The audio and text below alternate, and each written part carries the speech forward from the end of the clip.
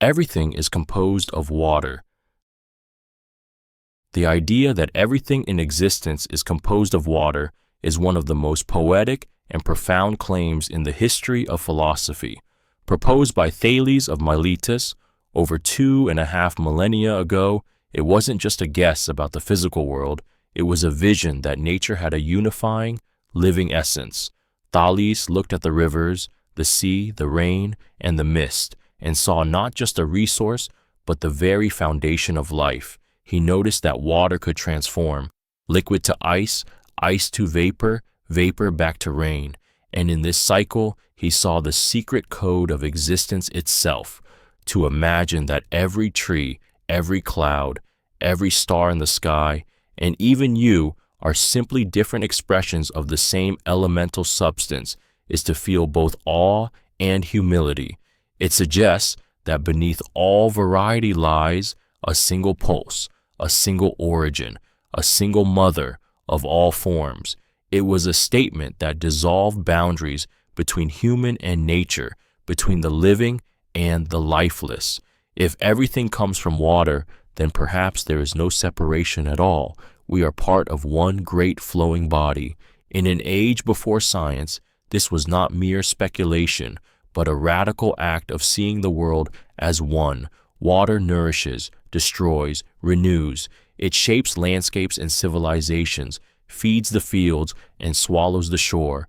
Thales's insight whispers that the universe is not chaos, but an elegant, fluid unity, endlessly transforming yet always the same, a shimmering truth hidden in plain sight every time you watch the surface of a still pond ripple under the touch of wind.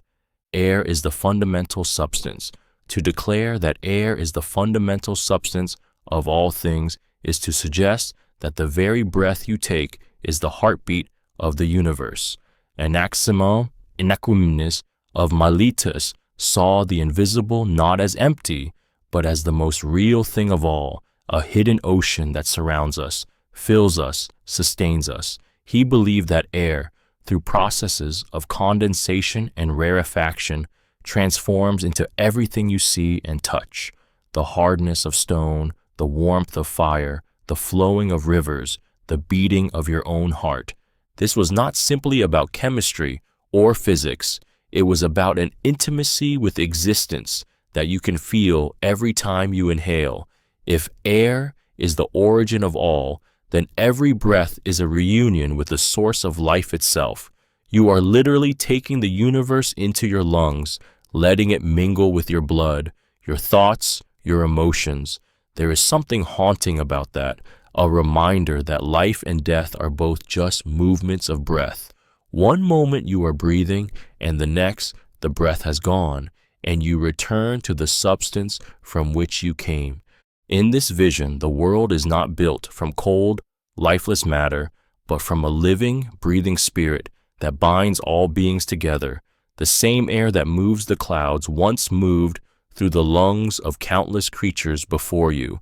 You are not separate from the world. You are part of its breathing, a single note in it, an eternal, invisible wind that began before time and will whisper long after you are gone. All things are made of boundless apeiron. To say that all things are made of the boundless apeiron is to step into a vision of reality where limits dissolve and the edges of the world blur into infinity. Anaximander, a thinker of extraordinary daring, claimed that the true source of existence could not be water, air, fire, or earth, because each of these is finite, definable, and in conflict with the others. Instead, he spoke of the apeiron, the boundless, the infinite, the undefined, as the eternal womb from which all things are born and to which all must return. The apeiron is not something you can see, touch, or measure. It has no shape, no color, no boundary. It is the deep, formless mystery beneath every form, the silent backdrop against which the drama of the cosmos unfolds. Imagine a reality where every mountain, every heartbeat, every star is just a fleeting ripple on the surface of an immeasurable sea, a sea that has no shore. This idea carries with it an almost spiritual ache, because if the apeiron is the origin of all, then nothing truly belongs to us. Everything we love, fear, and hold dear is only on loan from the infinite. Birth is the apeiron taking shape. Death is the shape dissolving back into that same endlessness. And so, life itself becomes a brief spark in the immeasurable darkness, a temporary arrangement of something eternal and unknowable. The boundless apeiron humbles the mind and ignites the imagination, whispering that behind every certainty is something deeper still, an infinity that neither begins nor ends, waiting silently beyond the reach of human grasp. Fire is the primary element. To claim that fire is the primary element is to declare that existence itself is born from the dance of destruction and renewal.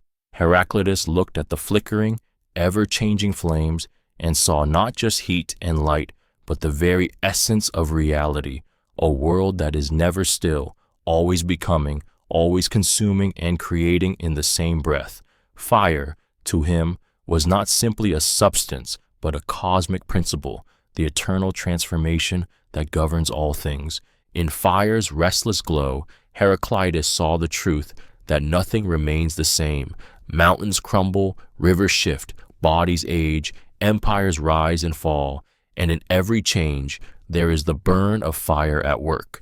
This fire is not only the blaze you see in the hearth or the sun's radiant furnace, but also the hidden fire in the blood, the spark of thought, the passion that drives the heart forward.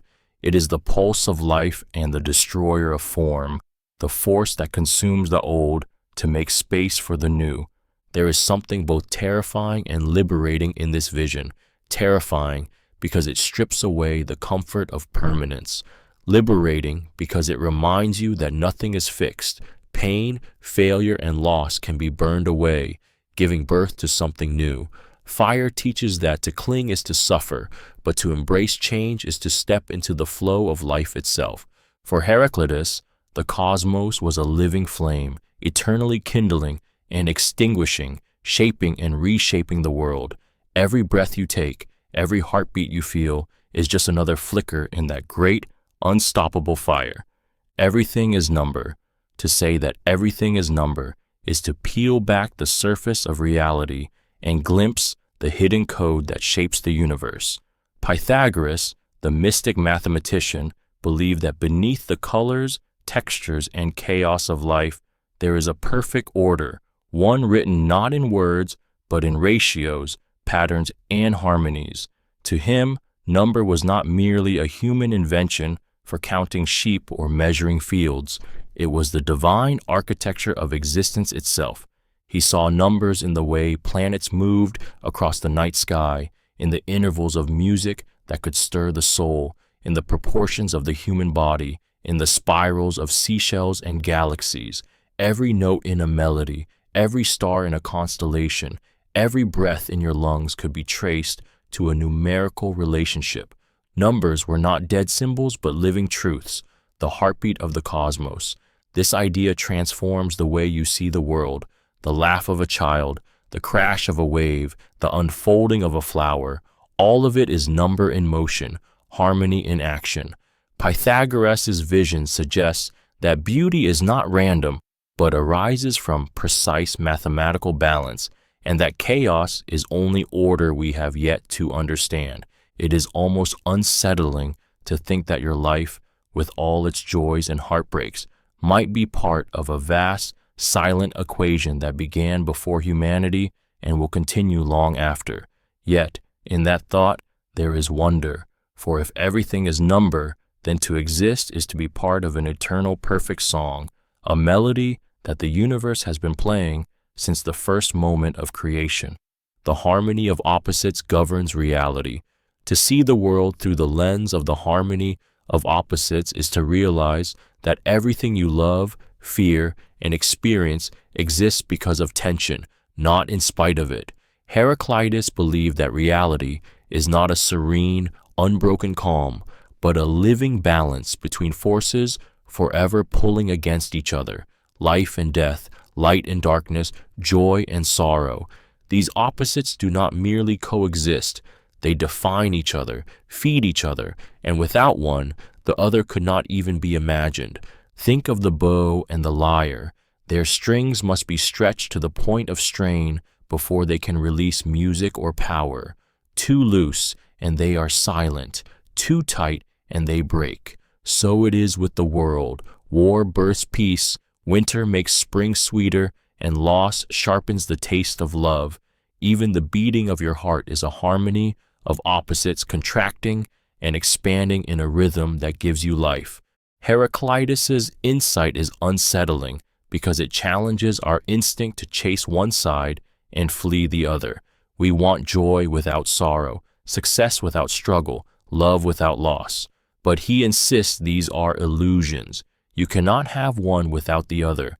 Every sunrise is only beautiful because night came first. Every moment of laughter is shaped by the memory of tears.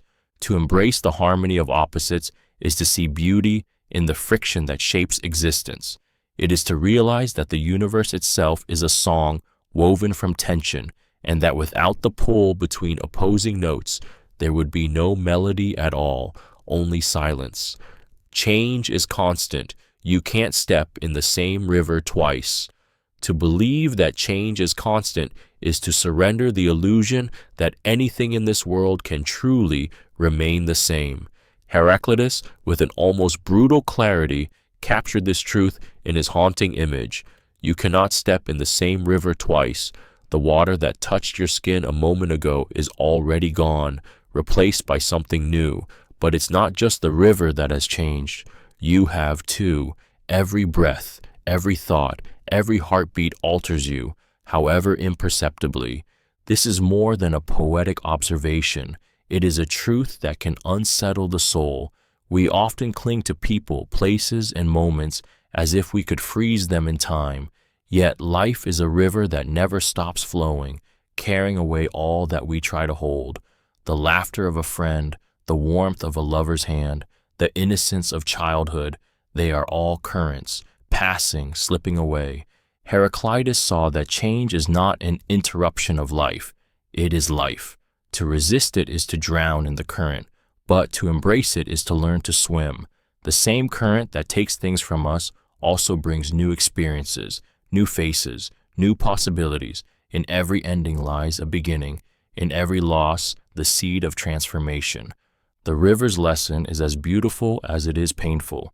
Nothing lasts, but nothing is ever truly gone. We are all travelers in this endless flow, carried forward whether we wish it or not. And the only choice we truly have is whether to fight the current or to let it carry us into the unknown. Nothing changes. Being is eternal to say that nothing changes, and that being is eternal is to strip away the chaos of the senses and look into a reality as still and unmoving as eternity itself. Parmenides of Elea believed that change, movement, and birth are illusions born from the weakness of human perception. Beneath every shifting shadow of the world, there is only one thing, unbroken, unchanging, indivisible being. It does not grow, it does not fade, it does not begin or end. It simply is, always. This vision is unsettling because it defies everything the senses tell you. You watch the seasons turn, you see faces age, you feel moments pass, and yet Parmenides insists that all of it is a trick of appearance, a grand deception. What truly exists is a perfect whole without gaps, without voids, without death. In this reality, there is no becoming, only being, complete, eternal, unalterable. To live in such a world is to realize that the tragedies and joys we experience are like ripples on a painted canvas, beautiful perhaps, but never truly moving. The idea is at once comforting and suffocating. Comforting because it promises that nothing real can be lost. Suffocating because it denies the thrill of transformation. Parmenides invites you to imagine existence not as a river, but as a solid, endless sphere of truth, where past and future do not exist, where every moment is one and the same. In his world, Time is an illusion, death is impossible, and change is a dream from which only reason, not the senses, can awaken you. Atoms are indivisible and form all matter. To believe that atoms are indivisible and form all matter is to see the universe as a mosaic built from invisible, eternal stones.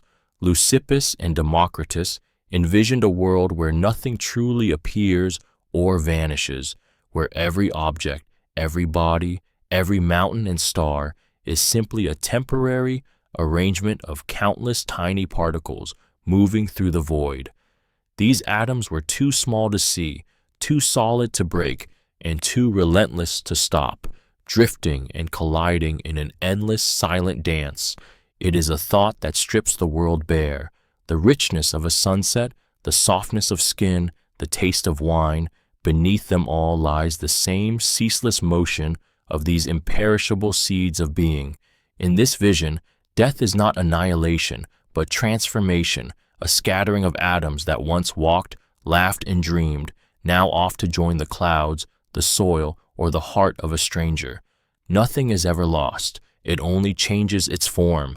There is a haunting beauty in knowing that the atoms in your body may once have been part of an ancient tree, the wing of a bird, or the bones of a forgotten king. The entire cosmos becomes a single shared body, endlessly breaking apart and reassembling itself.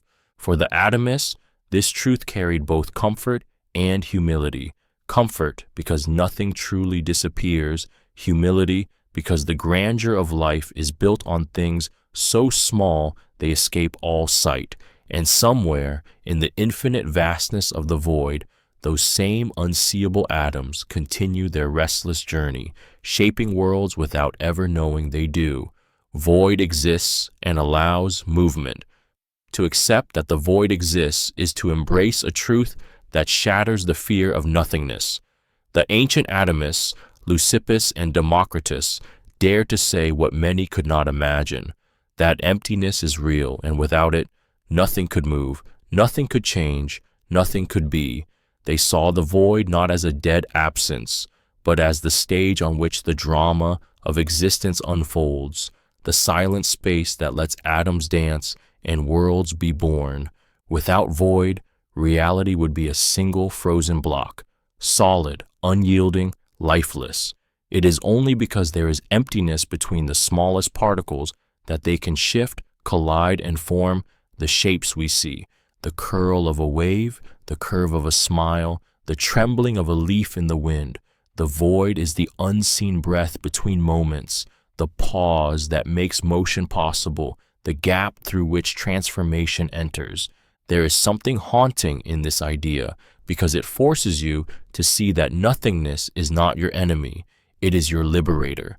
The same space that allows planets to drift in the vastness of the cosmos also allows your chest to rise and fall, allows your thoughts to leap from one idea to another, allows your life to move from one chapter to the next. The void humbles and comforts at once. It reminds you that you are not a solid, fixed thing, but a shifting constellation of atoms dancing in an ocean of emptiness. Without that emptiness, you would be trapped forever in stillness. But with it, you are free to move, to change, to become. The cosmos is ruled by Logos.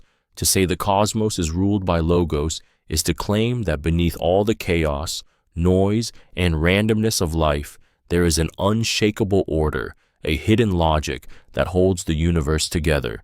Heraclitus saw Logos not as mere speech or language, but as the divine reason, the underlying structure that governs everything from the path of the stars to the beating of your heart. It is the code of reality, written not in words, but in the balance and rhythm of existence itself. The Logos is everywhere, yet most live as if it does not exist. Heraclitus lamented that while this eternal law is common to all, few awaken to it.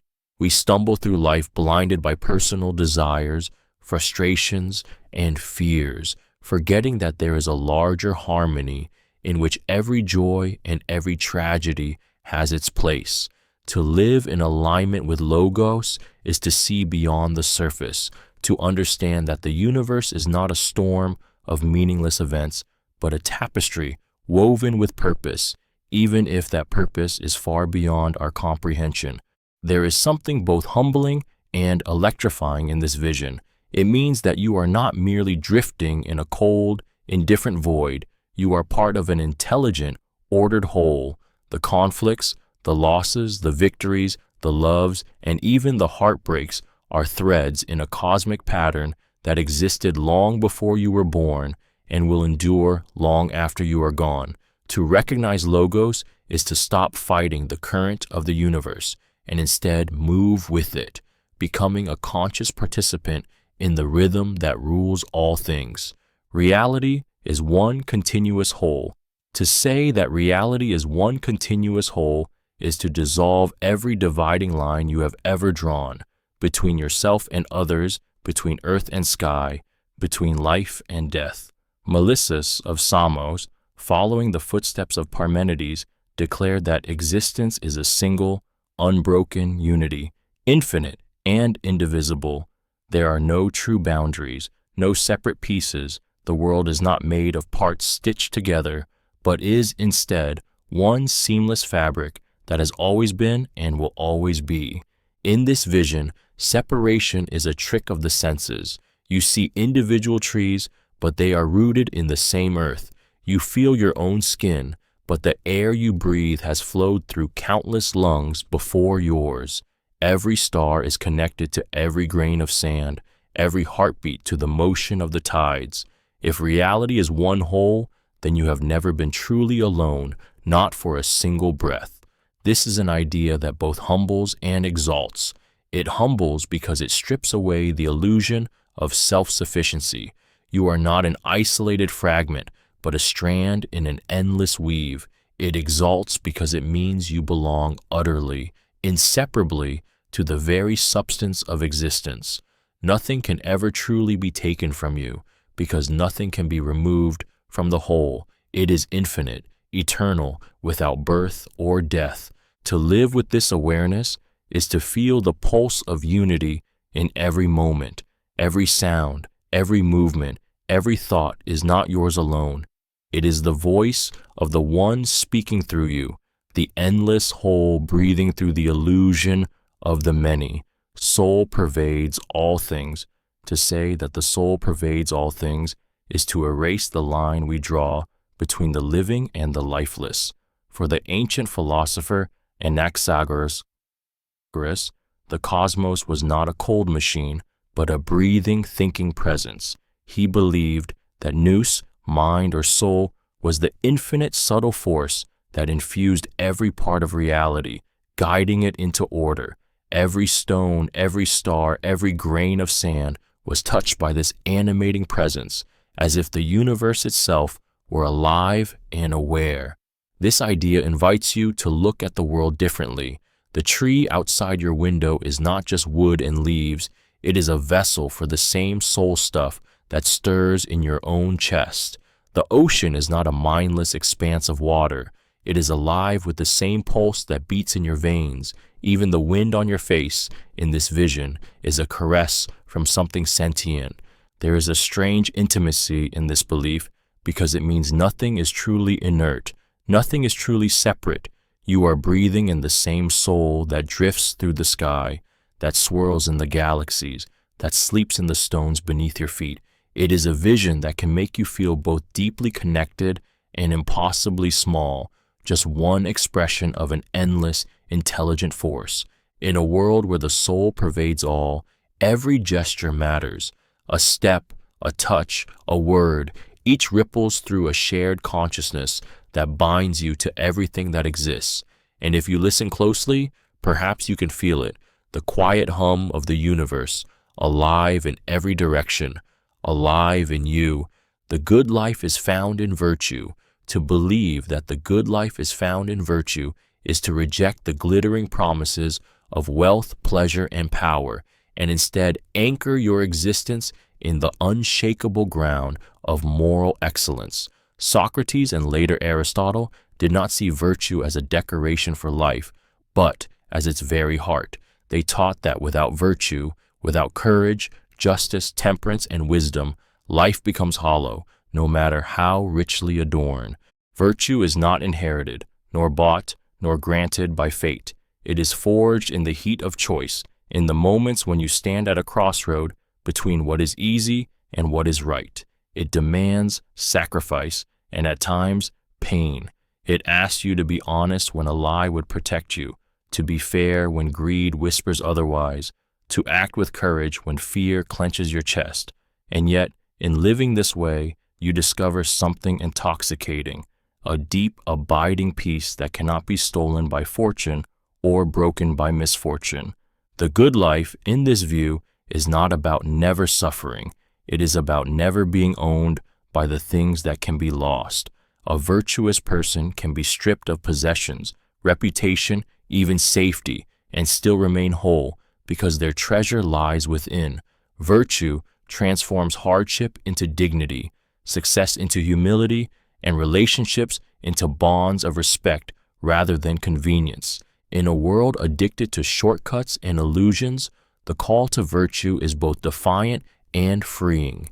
It tells you that the highest form of happiness is not pleasure's fleeting spark, but the steady, enduring flame of a life lived in moral harmony with oneself and with the world. Knowledge comes from recollection. To believe that knowledge comes from recollection is to see learning not as acquiring something new, but as remembering what your soul has always known. Plato, through the voice of Socrates, taught that the soul is immortal and has lived many lives before this one, witnessing truths that transcend birth and death. In entering the body, the soul forgets, but the knowledge is never truly lost. It lies dormant, waiting for the right question, the right moment, the right spark to awaken it again. This idea transforms the act of learning into something almost mystical. When you solve a problem, grasp a truth, or suddenly understand a concept, it is not because it was given to you. It is because you recognized it. The feeling of "I've known this all along" is not an illusion, but a whisper from your eternal self. It explains why some truths feel strangely familiar, why certain places stir inexplicable emotions, why certain encounters feel like déjà vu. If this is true, then every conversation, every book, every moment of reflection is less about adding something to your mind and more about peeling away the layers that cover what you already are. The teacher is not a giver of wisdom, but a midwife of memory, guiding you back to what has always been yours. There is something haunting in this thought, that the answers you seek in the world are buried deep within you, and that your entire life might simply be the long, beautiful process of remembering who you were before you forgot. Reality is a realm of unchanging forms. To believe that reality is a realm of unchanging forms is to see the world not as it appears to the senses, but as it truly exists beyond the veil of change and decay. Plato envisioned two worlds, the visible shifting world we inhabit, and a higher invisible realm where perfect eternal forms reside. Every tree, every face, every moment you see here is only a shadow, an imperfect copy of its flawless counterpart in that higher reality. In this vision, beauty does not truly exist in the fading bloom of a flower or the curve of a smile. It exists in the pure, eternal form of beauty itself, untouchable and unspoiled by time. Justice is not the fragile and often flawed thing that human societies create, but the perfect, unalterable form of justice. Every truth you encounter here is only a reflection of the truth that never changes. This idea is haunting because it suggests that the world you know is not the true world. Everything you see will fade, but the form from which it springs will remain forever, untouched by death or time. Your own soul, Plato believed, once knew this higher realm and longs to return to it. Every flicker of recognition, every sudden moment of beauty is a memory surfacing from that timeless place. To live with this belief is to walk through life as if through a dream, always aware that the shapes around you are not the ultimate reality, but hints, echoes, and whispers of something perfect, eternal, and infinitely more real than the ground beneath your feet. The material world is an imperfect copy of the ideal. To say that the material world is an imperfect copy of the ideal is to claim that everything you see, touch, and love is a shadow cast by something far more perfect and eternal. Plato believed that beyond the changing, fragile world we live in exists a realm of forms, unchanging, flawless blueprints of all things. In this vision, beauty, justice, courage, even a simple chair all have a perfect, timeless form, and what we encounter here are only dim reflections of that truth. It is a thought that can make the heart ache. Every sunset you've ever seen is a fading echo of the perfect beauty that exists beyond the senses. Every act of kindness is a fragment of a purer goodness that no human can fully touch. Even the people you love are reflections of an ideal that exists elsewhere, an ideal you can feel but never fully hold. The material world, in this way, is like a dream, vivid, moving, real to the touch, but always fleeting, always flawed. Things break, colors fade, bodies age, promises fail, and yet we long for something that never decays, never betrays, never falls short. That longing itself, Plato said, is proof that we belong to something greater than this imperfect stage. In this vision, to live is to be caught between two worlds, one where everything changes and one that is forever perfect. And perhaps every moment of beauty, every rush of love or awe is just the soul remembering where it came from, aching for the world it has only glimpsed. The tripartite soul governs human behavior. To see the human soul as tripartite is to understand yourself as a battlefield, a kingdom, and a symphony all at once. Plato envisioned the soul as composed of three distinct forces, each pulling you in its own direction: the rational, which seeks truth and wisdom; the spirited, which craves honor and recognition; and the appetitive, which hungers for pleasure and material satisfaction. These are not enemies by nature, but without harmony, they tear you apart. The rational soul is the quiet voice that asks, "Is this true? Is this right?" It is the captain who sees beyond the horizon, guiding you with reason and foresight. The spirited soul is the warrior, swelling with pride, anger, and determination. It is what makes you stand up for yourself, fight for justice, or defend someone you love.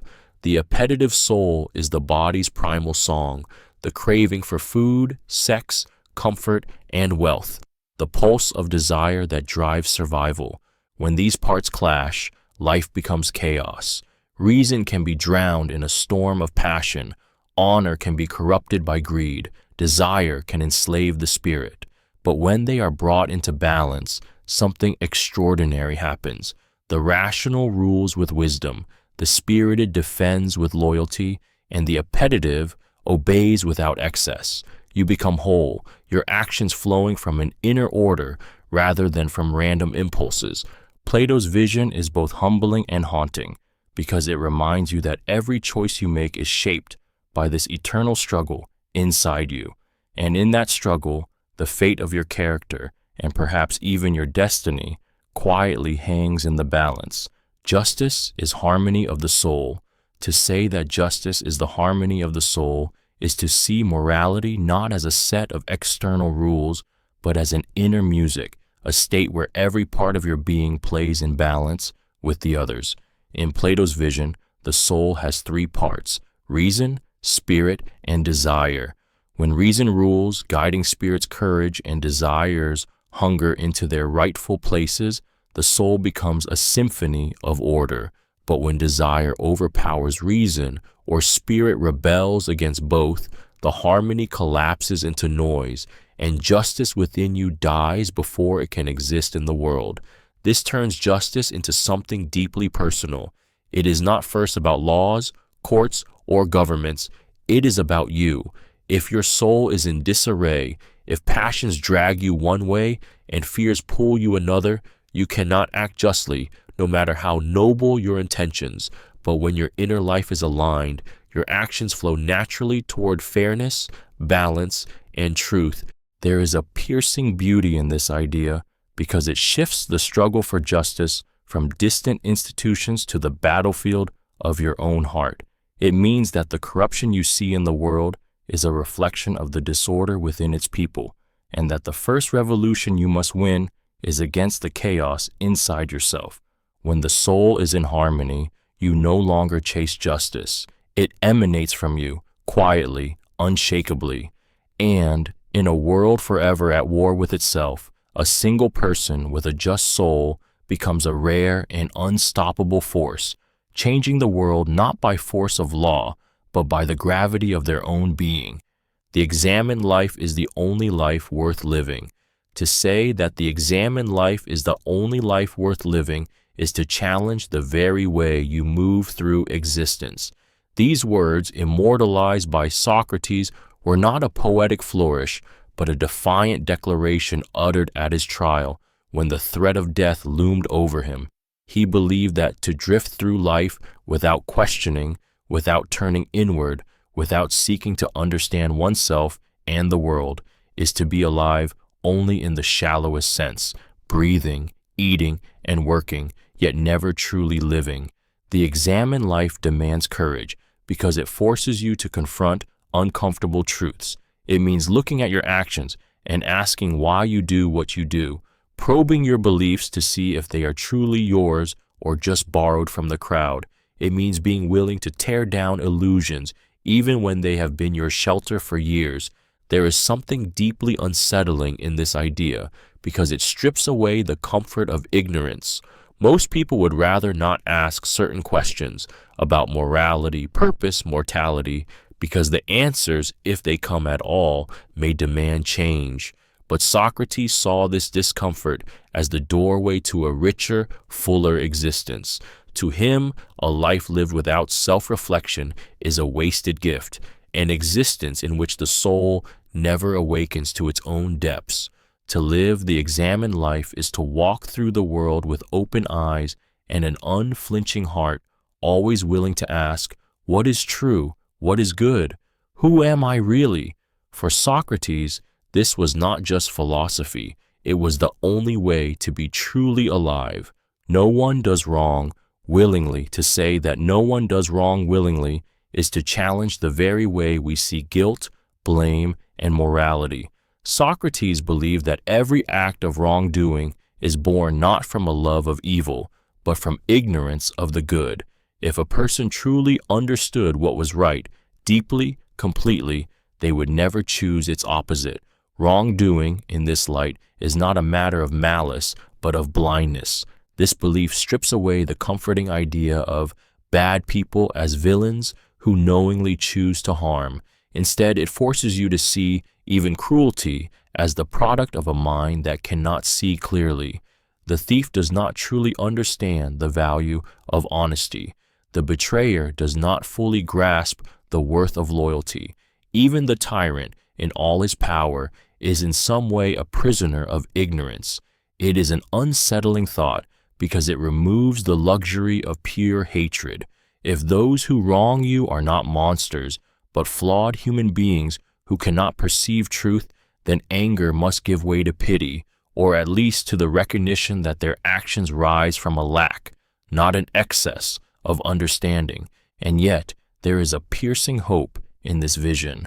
If wrongdoing comes from ignorance, then education, reflection, and the pursuit of wisdom are not just noble, they are the cure for the world's wounds.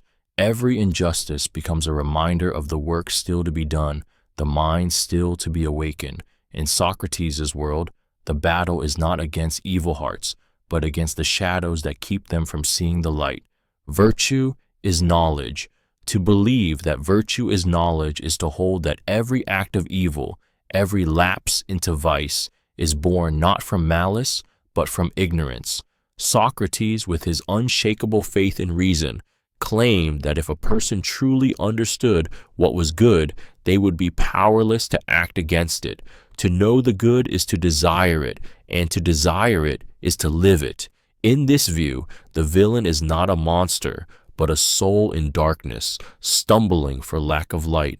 This idea reframes morality not as a battle of willpower, but as a journey of learning. It means that cruelty fades when one understands the harm it causes, that greed withers when one grasps the emptiness it brings, and that courage blooms when one sees fear for what it is, a phantom magnified by misunderstanding.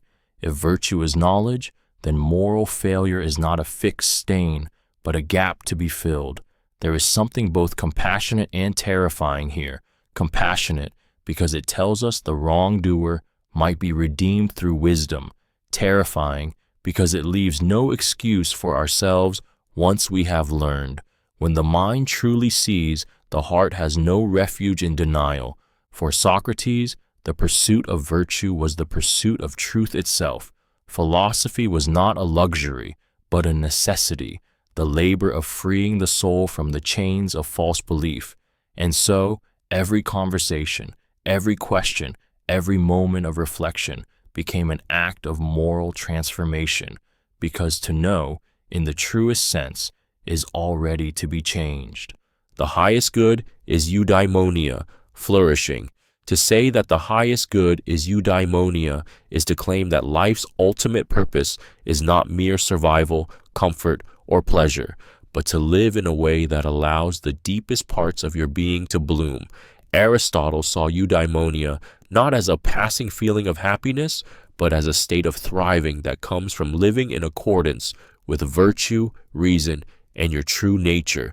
It is the feeling of a life well lived, the quiet strength of knowing you are becoming what you were meant to be. This is not the fleeting joy of indulgence, nor the shallow satisfaction of a single victory. Eudaimonia is the slow fire that burns when your actions, values, and purpose are aligned. It is the strength to endure hardship without losing yourself, the courage to choose the right path when the wrong one is easier, the wisdom to see beyond the moment into the shape of your whole life. To pursue eudaimonia is to refuse to live as a passive passenger. It demands effort, discipline, and the willingness to confront your own flaws. It is not handed to you by fate or fortune.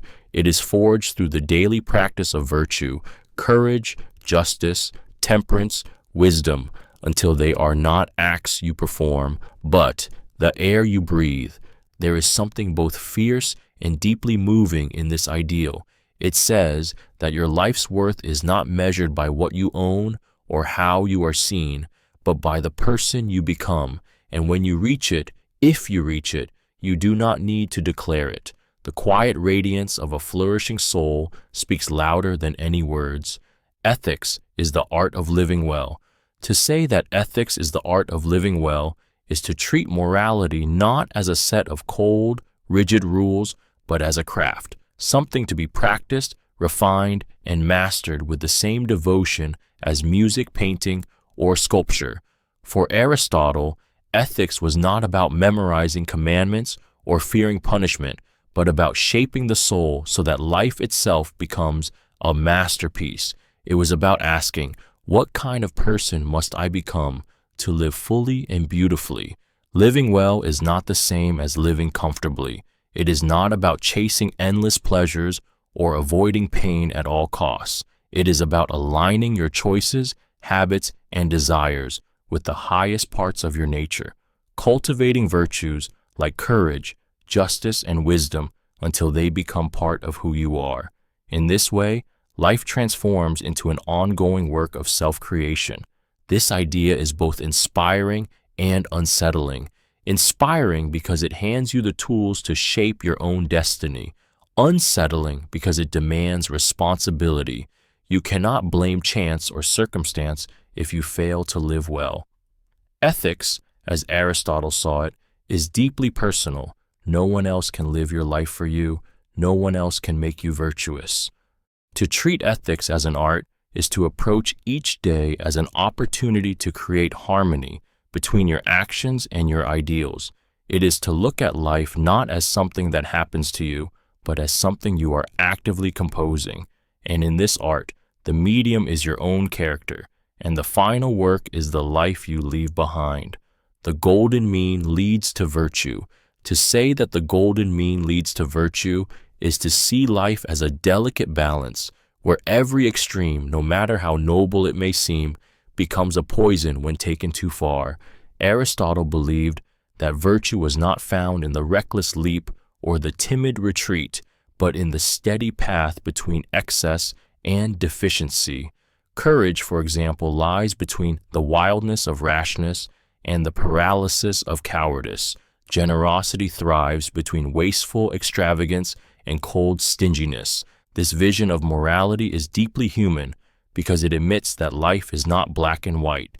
It is an unending tightrope. Walk over the chaos of extremes. Every day offers the temptation to lean too far in one direction, to let passion swell into recklessness, to let caution decay into fear. The golden mean whispers that wisdom is not in the loudest choice, but in the most measured one. There is something quietly heroic in this idea because it makes virtue a matter of discipline, not grand gestures. It means controlling your strength so it does not become cruelty, guiding your love so it does not smother, and shaping your ambition so it does not consume you. It is the art of tuning the instrument of the soul until it plays in harmony with life itself. The golden mean is not mediocrity, it is mastery. It demands awareness, self-control, and the humility to adjust when you lean too far. In a world that glorifies extremes, it is the gentle, steady hand that builds lasting greatness, the quiet balance that turns a good life into a virtuous one. Humans are political animals. To say that humans are political animals is to recognize that we are not built to live in isolation, but to breathe in the shared air of community, to shape and be shaped by the bonds between us. Aristotle saw this truth etched into every part of our nature: our need for language, our hunger for justice, our instinct to gather, trade, protect, and celebrate. Alone, a human is incomplete, like a single note without a song. This is not just about politics in the narrow sense of governments and laws. It is about the deep primal truth that our lives are woven into one another's, the laughter of friends, the warmth of family, the unity of a cause. These are as vital to us as food and water.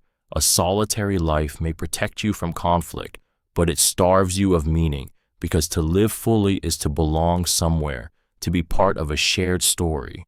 Yet this truth cuts both ways. Our need for community makes us powerful, but it also makes us vulnerable. We rise when our city rises, and we fall when it falls. We are lifted by shared virtues and poisoned by shared vices. The same instinct that binds people together in harmony can whip them into cruelty and chaos. For Aristotle, the highest form of community was the police, where citizens live not just for survival, but for the good life, where laws, debates, and collective actions shape not only the city's fate, but the character of its people. To be human, in this view, is to live in the push and pull of shared existence, forever bound to the fates of others. The state exists for the sake of the good life. To say that the state exists for the sake of the good life is to strip politics of its empty games and reveal its true sacred purpose. Aristotle believed that the state was not merely a pact for survival, a tool to keep chaos at bay, or a machine for wealth and power. It was a living community whose highest aim was to help its citizens flourish. The city, in his eyes, was an extension of human nature itself, because we are creatures who find our fullest selves not in isolation, but in shared life, bound by laws, culture, and purpose. This vision transforms the idea of government from a cold bureaucracy into something almost parental, yet deeply reciprocal. The state exists to cultivate virtue, to nurture education, to create conditions where justice, courage, and wisdom can grow, not for the few, but for all. When it fails in this duty, it ceases to be a true state and becomes a hollow shell, serving only power instead of the people.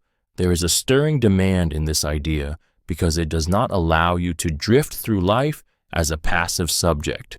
If the purpose of the state is to foster the good life, then the purpose of the citizen is to participate in shaping that life, to vote, to speak, to serve, to hold leaders accountable. A just state and a virtuous citizenry depend on each other, like body and soul. The good life is not built in solitude. It is woven together in the streets, the schools, the laws, and the shared dreams of a people who understand that freedom and virtue mean nothing if they are not lived together.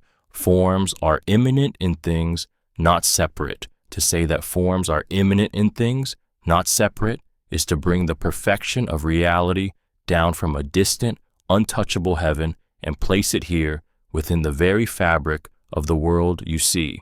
Aristotle challenged his teacher Plato's belief in a realm of forms existing apart from the material world. For him, the essence of a thing, its form, is not floating somewhere beyond reach, but is woven directly into the thing itself. The shape of a tree, the strength of a lion, the beauty of a melody, these are not mere shadows of a higher reality. They are reality, living and breathing before your eyes. This view changes everything. It means you don't have to look beyond the world to find truth or perfection. The perfection of a rose is in the rose. The essence of justice is in just acts. The soul of a human is not a ghostly prisoner of the body, but its living form. The eternal is not far away. It is here, hiding in the details, in the structure and purpose of each thing. There's something grounding, almost intimate, in this idea. It tells you that the meaning of life is not locked away in some unreachable realm, but in the way a seed becomes a tree, the way an instrument becomes music in the hands of a player, the way a person becomes who they are meant to be through their actions. The eternal doesn't just watch the world from afar, it dwells within it, shaping every moment from the inside out. Substance is a combination of form and matter. To say that substance is a combination of form and matter is to reveal a world where nothing truly exists unless it is both something and somehow. Aristotle saw every object, every living being, as a marriage of two inseparable partners: matter, the raw material from which it is made, and form, the invisible blueprint that shapes that matter into what it is. Clay without the form of a pot is just mud. The form of a pot without clay is nothing at all. Only together do they become something real. This vision transforms how you see the world. It whispers that existence is not just about what something is made of, but about the purpose and structure that animates it. A tree is not merely a pile of cells. It is the living shape that turns sunlight into leaves, roots into anchors, branches into shade. You too are more than a body of flesh and bone. You are the form that gives that matter identity, the unseen pattern that makes you you. It is an idea that carries both comfort and challenge. Comfort because it suggests that meaning is woven into the fabric of reality. Things are not random. They are formed to be what they are. Challenge because it reminds you that matter without purpose is empty, and purpose without matter is a ghost. In this way, substance becomes a harmony between the tangible and the intangible. Every stone, every star, every living breath is a union of what exists and the idea that shapes it, a silent partnership that is the very foundation of being. Change is the actualization of potential. To see change as the actualization of potential is to understand the world not as chaos, but as a grand unfolding. Everything you witness, every transformation in nature or in yourself, is the movement from what could be into what is. Aristotle saw reality as a living process where all things carry within them a seed of possibility, waiting for the right moment, the right conditions to break open and become. An acorn is not just a tiny, unremarkable nut. It is a sleeping oak, holding in its silent core the blueprint of a towering giant. A child is not merely small and unfinished. Within them lies the potential for wisdom, strength and love that only time and choice can awaken. Even a thought, fleeting and fragile, holds the potential to become an invention, a movement, a revolution. Change, then, is not random. It is the flowering of what was always hidden inside. This idea carries both hope and responsibility. Hope, because it whispers that what you long to be may already exist within you, needing only the courage to grow. Responsibility, because unrealized potential is not neutral. It can wither in neglect or twist into something harmful if misdirected. To Aristotle, the world was alive with these quiet transformations, each thing drawn toward its own perfection. The sculptor's chisel does not impose beauty on stone. It reveals the statue already sleeping within. And so every moment of your life is a point of becoming, your choices, your actions, your will shaping the path from the shadow of what might be into the light of what is. The unmoved mover causes motion without being moved. To say that the unmoved mover causes motion without being moved is to speak of a mystery at the heart of existence, a source of all change that itself remains untouched by change. Aristotle imagined the universe as an endless chain of motion and cause, stars circling, rivers flowing, hearts beating. But every motion must be caused by something, and if you follow the chain back far enough, you cannot escape the question, what started it all? His answer was the unmoved mover, a being so perfect, so complete, that it does not need to move, yet draws all things toward itself, like a flame that attracts every moth without itself shifting in the air. This is not a God who meddles in the world's affairs, hurling lightning bolts or bending rivers. The unmoved mover acts not through force, but through pure desire. It is perfection itself, and all things, knowingly or not, strive to reach it. Just as flowers turn toward the sun without being commanded, the universe turns toward this pure actuality, motion without motion, cause without change. There is something both humbling and unsettling here. It means that everything you do, every goal you chase, every dream that stirs your heart is, in some deep sense, a response to this silent, unshaken presence. The unmoved mover never speaks, never intervenes, yet it shapes the cosmos simply by being what it is. It is the still point at the turning of the world, the anchor in the river of change, the reason why there is motion at all, and though it cannot be touched, it is the hidden reason everything moves. Friendship is essential to the good life. To say that friendship is essential to the good life is to claim that no matter how much wealth you gather, how many victories you achieve, or how much wisdom you attain, life without true companions will always feel incomplete. Aristotle saw friendship not as a pleasant extra, but as one of the pillars upon which a flourishing life rests. Without it, the heart grows cold, and even the sweetest successes taste hollow. True friendship, in Aristotle's eyes, is not built on convenience or shared amusement alone, but on a deep recognition of virtue in the other person. It is the rare connection where two souls walk side by side, each wishing good for the other simply for the other's sake. Such bonds are mirrors in which you see yourself more clearly, and crucibles in which your character is tested, strengthened, and refined. The emotional force of this idea lies in the way it exposes the fragility of life without trust. A friend is the one who stands beside you when fortune turns against you, who sees your flaws yet holds you in esteem, who celebrates your joy without envy. Without such people, the journey of life becomes lonelier, the weight heavier. Friendship also draws out the best in us. When you love someone for who they are, you naturally strive to be someone worthy of their trust and admiration. This is why, for Aristotle, friendship was not just about comfort, it was a moral necessity.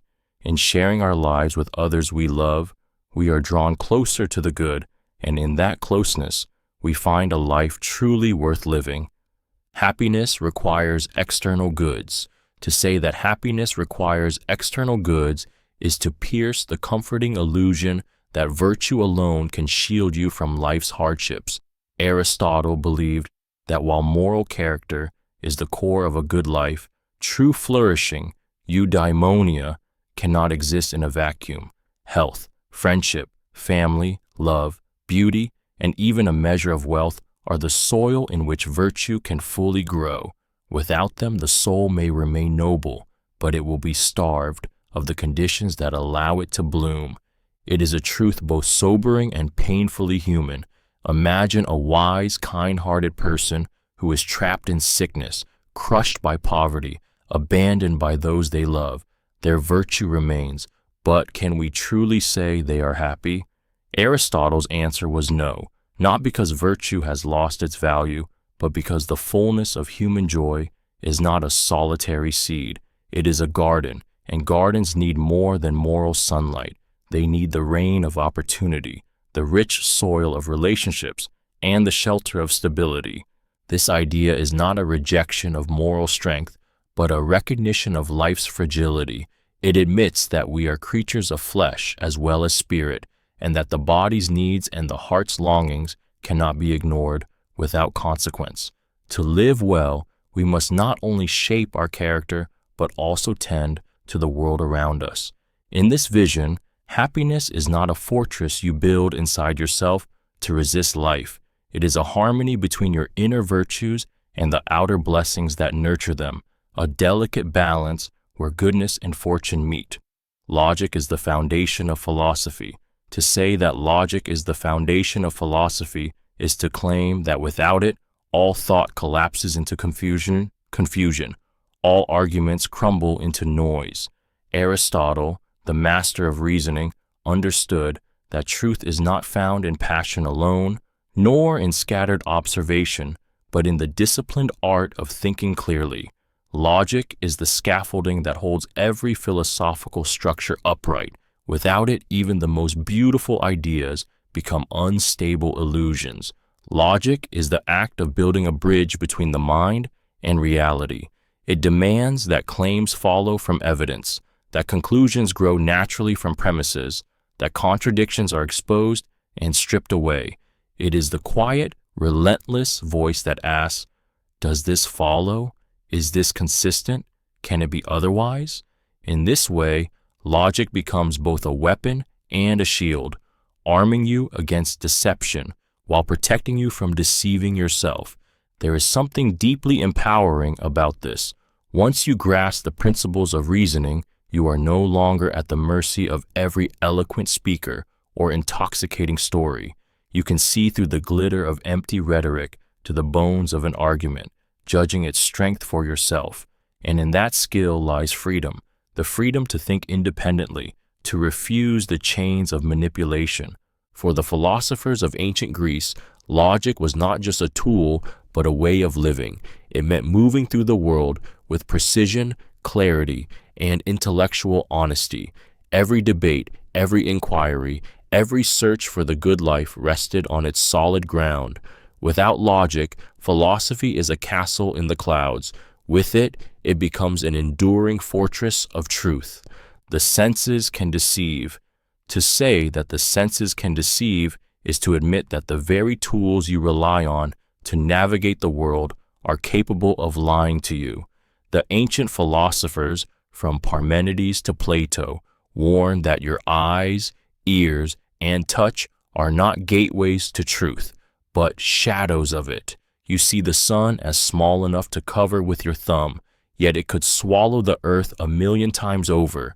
You feel the ground as still, yet it spins beneath your feet at unimaginable speed. Your senses give you a world that feels solid, certain, and real, but certainty is the first illusion. This is not just about optical tricks or auditory illusions. It is about the terrifying idea that reality itself may not be what you think it is. The senses tell you that pleasure is good and pain is bad, but they cannot tell you whether either will lead to ruin or redemption. They tell you that the surface of a person is who they are, but not the truth of their heart. They drown you in appearances and whisper that appearances are all there is. If you trust only your senses, You are like a prisoner in Plato's cave, staring at shadows on the wall and calling them reality. The philosophers urged you to look beyond, to use reason as the lantern that reveals what the eyes alone cannot see. It is an unsettling thought because it means the world you believe in is, at least in part, a beautiful lie. And yet, it is only by doubting the senses that you can hope to find what is real. The wise person is free from disturbance. To say that the wise person is free from disturbance is to paint a portrait of a soul unshaken by the chaos that crushes others. For the Stoics and Epicureans alike, wisdom was not merely knowing many things, but mastering the art of inner stillness. The wise person moves through life as a calm sea. Storms may rage on the surface, but the depths remain untouched.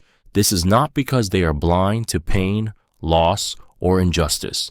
It is because they have understood, with a kind of unshakable clarity, what is within their control and what is not. The wise person does not waste their life chasing what fate can snatch away, riches, fame, fleeting pleasures, nor do they drown in grief when these things inevitably pass. They anchor themselves in what cannot be taken, virtue, reason, and the freedom of their own mind. There is something profoundly stirring in this image. Imagine walking through the same trials and heartbreaks as everyone else, yet feeling no collapse inside, no shattering of your core.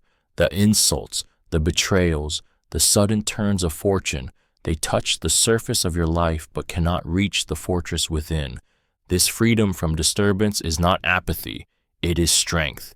It is the quiet courage of someone who can lose everything yet still stand, who can face death without trembling.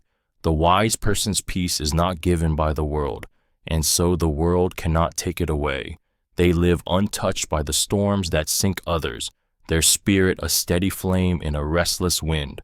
Pleasure is the highest good. To say that pleasure is the highest good is to place joy, comfort, and the absence of pain at the very heart of life's purpose. For Epicurus, this did not mean reckless indulgence or a life of endless feasting. It meant understanding pleasure as the natural state we are all born seeking.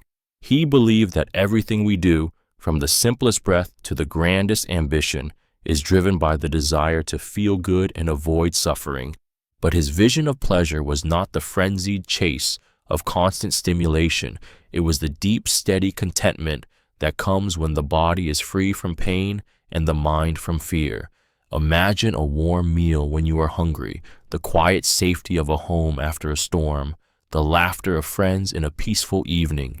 These, Epicurus said, are the highest treasures life can offer, and they require neither wealth nor excess, only wisdom to know when you already have enough. This idea can be disarming because it strips life's meaning down to something so simple, so instinctive, that we often overlook it. We chase power, prestige, and possessions, thinking they will bring us happiness, when in truth, the greatest pleasure may be found in a life of simplicity, friendship, and calm. In this way, pleasure becomes not a fleeting thrill, but a compass, guiding you away from unnecessary struggle and toward the experiences that make existence not only bearable, but beautiful.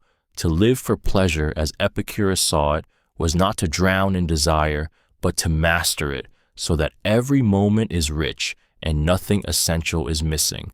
The absence of pain is the truest pleasure. To believe that the absence of pain is the truest pleasure is to turn away from the glittering chase for constant excitement and see joy in the quiet, steady hum of peace. Epicurus, often misunderstood as a prophet of indulgence, taught that real pleasure is not the endless pursuit of thrills, but the gentle relief of suffering's weight. It is the stillness after a storm, the breath you take when the ache subsides, the deep exhale when the tension finally loosens. Pain, in its many forms, physical, emotional, mental, clings to the mind like a shadow. When it is gone, the body rests, the mind clears, and the soul feels light again. This absence is not emptiness, it is the space where gratitude blooms. To wake without illness, to love without heartbreak, to walk through a day without fear. These moments are not dull. They are the quiet riches most overlook until they vanish. Epicurus's insight is unsettling because it strips away our illusions about pleasure. The finest wine, the grandest feast, the wildest passion, none are truly sweet if pain gnaws beneath them. But when suffering is gone, even water tastes divine, and a simple meal can feel like a banquet. This vision of pleasure is not about endless gain, but about release. It asks you to treasure the ordinary moments when nothing hurts, when nothing aches, when nothing is missing, for in that fragile, fleeting stillness, life feels whole, and that, Epicurus whispers, is the purest joy a human being can ever know. Justice is a social contract. To say that justice is a social contract is to strip away the illusion that morality is written in the stars or handed down by the gods. For thinkers like Glaucon in Plato's Republic and later the Sophists, justice is not a divine command. It is a human agreement born out of necessity. In the raw state of nature, without laws or authority, life would be nothing but vulnerability and violence, each person free to harm and be harmed. To escape this, people formed a pact. Give up certain freedoms in exchange for safety, stability, and the promise that others will do the same. This makes justice not some cosmic truth, but a fragile deal, one that exists only as long as we all keep it. It is the invisible handshake that allows strangers to walk past each other without fear, the unspoken truce that lets us sleep at night, knowing our homes will still be standing in the morning. But because it is an agreement, it can be broken, twisted, and rewritten.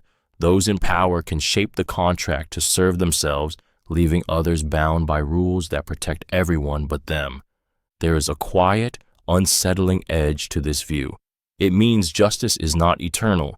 It is negotiable. It lives or dies by our willingness to honor it. And in that light, every law, every policy, every punishment becomes not a reflection of some higher truth, but a choice we must make together, again and again, if we want the promise to hold. Without that shared commitment, the contract dissolves and we return to the world where might makes right. Atoms move in the void eternally. To say that atoms move in the void eternally is to see reality not as a tapestry woven by gods or fate, but as an endless, ceaseless dance of the smallest, indivisible particles across an infinite emptiness. Leucippus and Democritus imagined the universe stripped bare of mystery and divine intervention. What exists are only atoms, too small for the eye to see, colliding, drifting, combining, and separating without beginning or end. In this vision, nothing is ever truly created or destroyed. The body you inhabit, the air you breathe, the mountains, the oceans, the stars, all are temporary arrangements of these eternal travelers. Even you are but a fleeting shape in their endless movement, destined one day to scatter and reform as something else. The same atoms that pulse in your heart may once have been part of ancient forests, of long dead creatures, of stars that burned out before the earth was born. There is a strange comfort in this view, though it strips away any promise of cosmic purpose. It tells you that death is not an ending but a transformation, that the matter which composes you will never vanish, only shift its form in the great eternal shuffle. And there is also a quiet terror here, for it suggests a world that will go on without you, endlessly rearranging itself in the void, indifferent to joy or sorrow. In this boundless emptiness, atoms are the true immortals, restless, unyielding, weaving and unweaving reality forever, their eternal motion writing the story of the cosmos without ever pausing to turn the page. The swerve of atoms allows free will. To say that the swerve of atoms allows free will is to carve out a space for human choice in a universe that might otherwise be a lifeless machine. The ancient Epicureans believed that atoms, in their eternal fall through the void, did not always move in perfect, predictable lines. Sometimes, without cause or pattern, They swerved infinitesimally, unpredictably, and this tiny, random deviation shattered the chains of strict determinism. Without that swerve, every event, every thought, every action would be inevitable, preordained from the moment the cosmos began. This idea is electrifying because it whispers that you are not just a puppet of physics, dragged forward by the cold laws of cause and effect. Somewhere, deep in the microscopic heartbeat of reality, there is room for spontaneity, for the unexpected, room for you to choose. That sudden decision to speak, to turn, to change your life could be the echo of an atom's ancient, unplanned bend in the void. The swerve does more than explain free will. It gives life its wildness. Love at first sight, the leap of courage in the face of danger, the brilliant idea that arrives out of nowhere. These moments break through the clockwork of necessity and remind us that not everything can be calculated. In the swerve, the Epicureans found the doorway to freedom, a cosmic permission slip for the soul to step outside the straight line of fate. And in that tiny, unpredictable movement, they saw the spark that makes life not just a sequence of causes, but a story we can write ourselves. Live according to nature. To live according to nature is to align your life with the deep, unspoken order of the universe, the way the stars move, the rivers flow, and the seasons turn. For the Stoics, this was not a poetic slogan, but the very key to freedom. Nature, they taught, is not just the soil beneath your feet or the sky above your head. It is the rational, harmonious structure of existence itself, and you are a thread woven into its vast and intricate pattern. When you live according to nature, you stop demanding that the world bend to your will and instead learn to move with it. You understand that storms will come, winters will bite, and loss will visit every heart.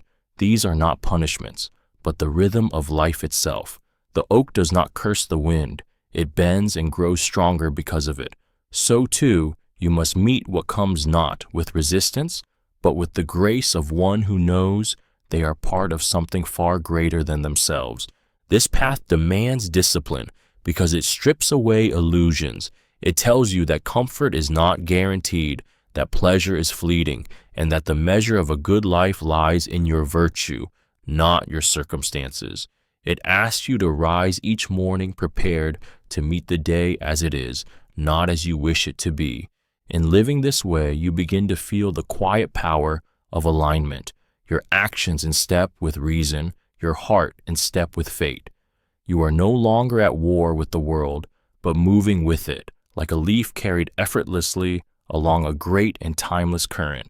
Fate governs all. To say that fate governs all is to surrender to the haunting belief that every step you take, every joy, every heartbreak was set in motion long before you drew your first breath. The Stoics and earlier fatalists saw the universe as a perfect chain of cause and effect, each link forged by what came before, stretching back into eternity. In their eyes, nothing happens by chance.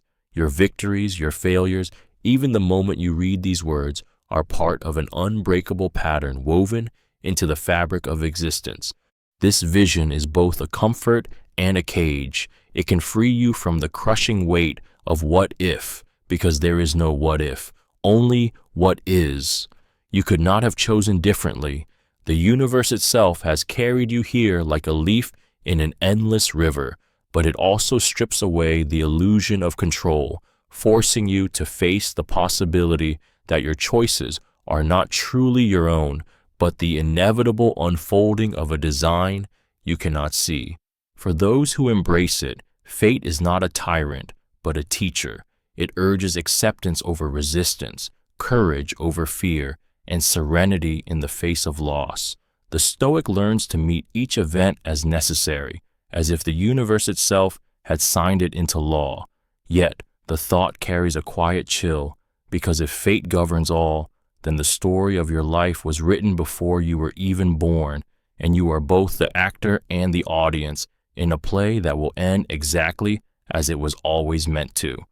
Virtue is the only good. To say that virtue is the only good is to declare that nothing, not wealth, not health, not pleasure, not even life itself, can make you truly happy unless your soul is aligned with what is right.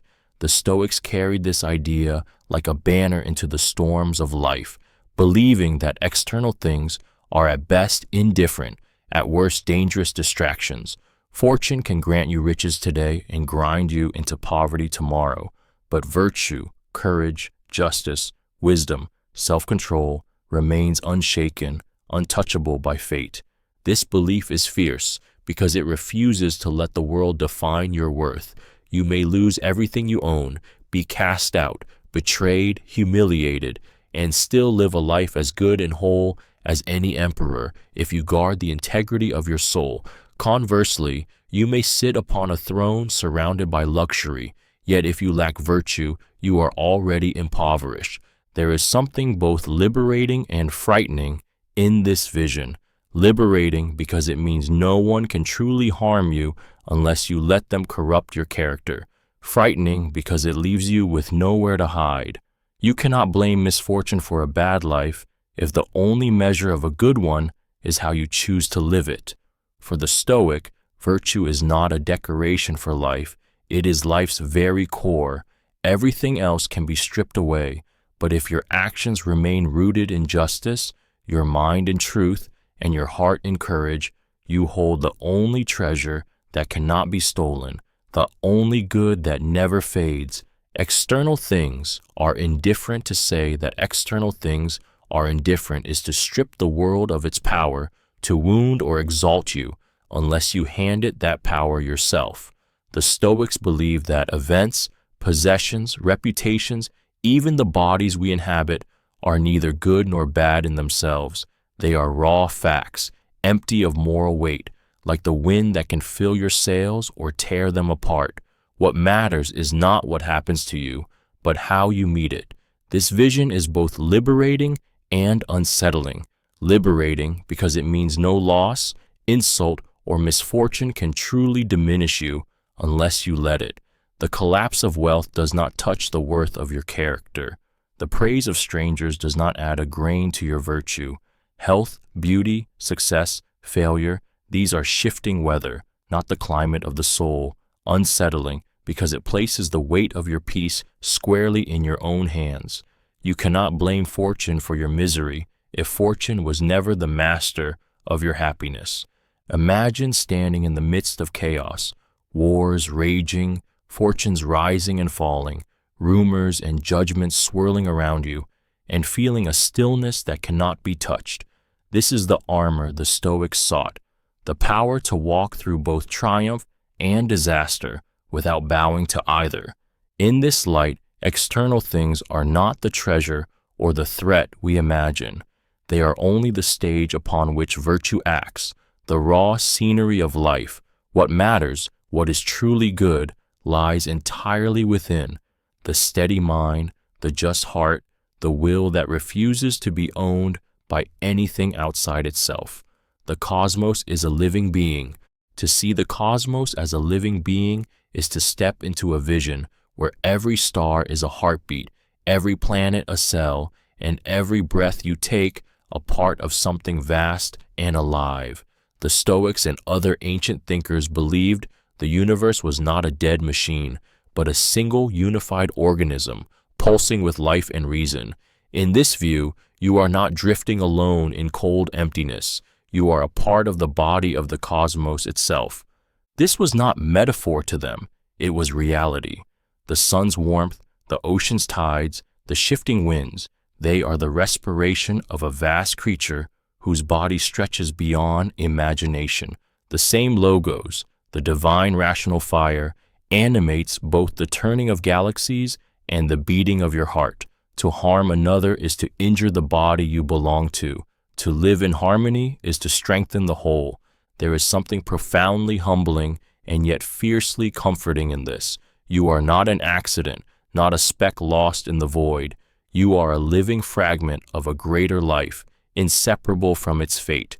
The rain that falls on your skin, the food that sustains you, the light that guides your eyes, These are not random gifts, but the natural nourishment of the cosmic body to its own parts.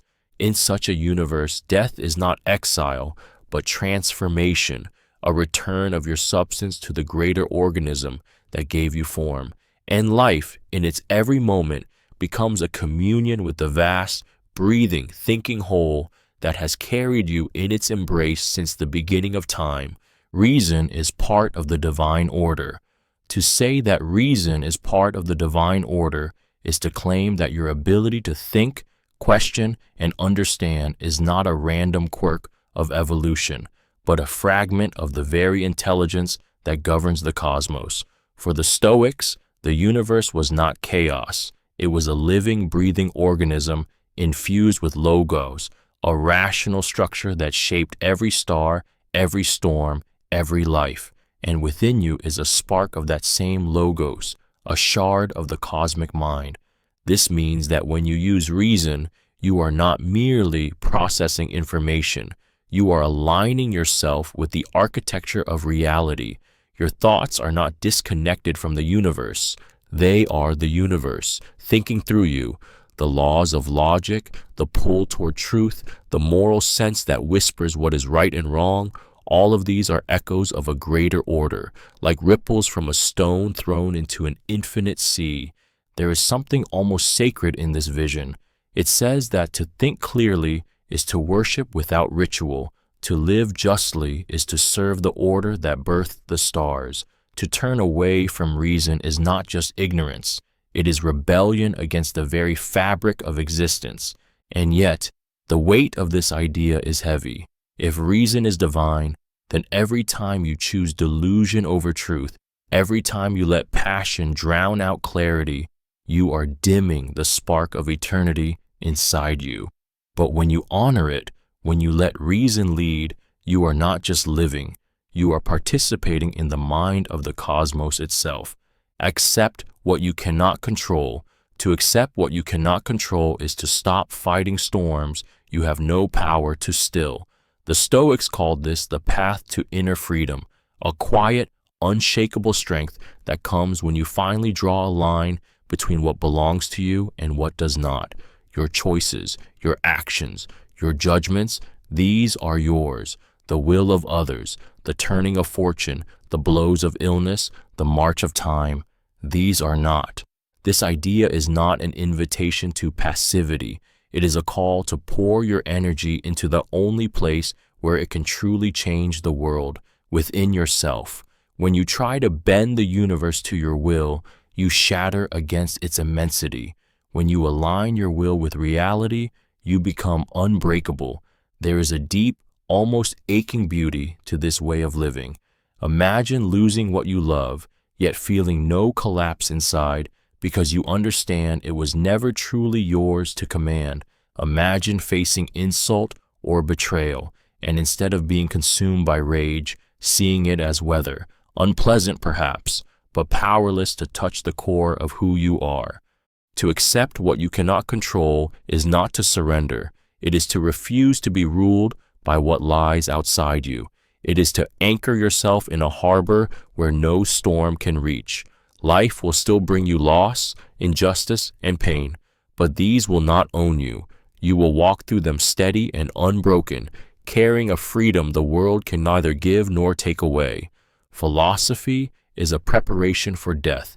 To say that philosophy is a preparation for death is to claim that the true work of the mind is not to escape mortality, but to meet it with clarity and peace.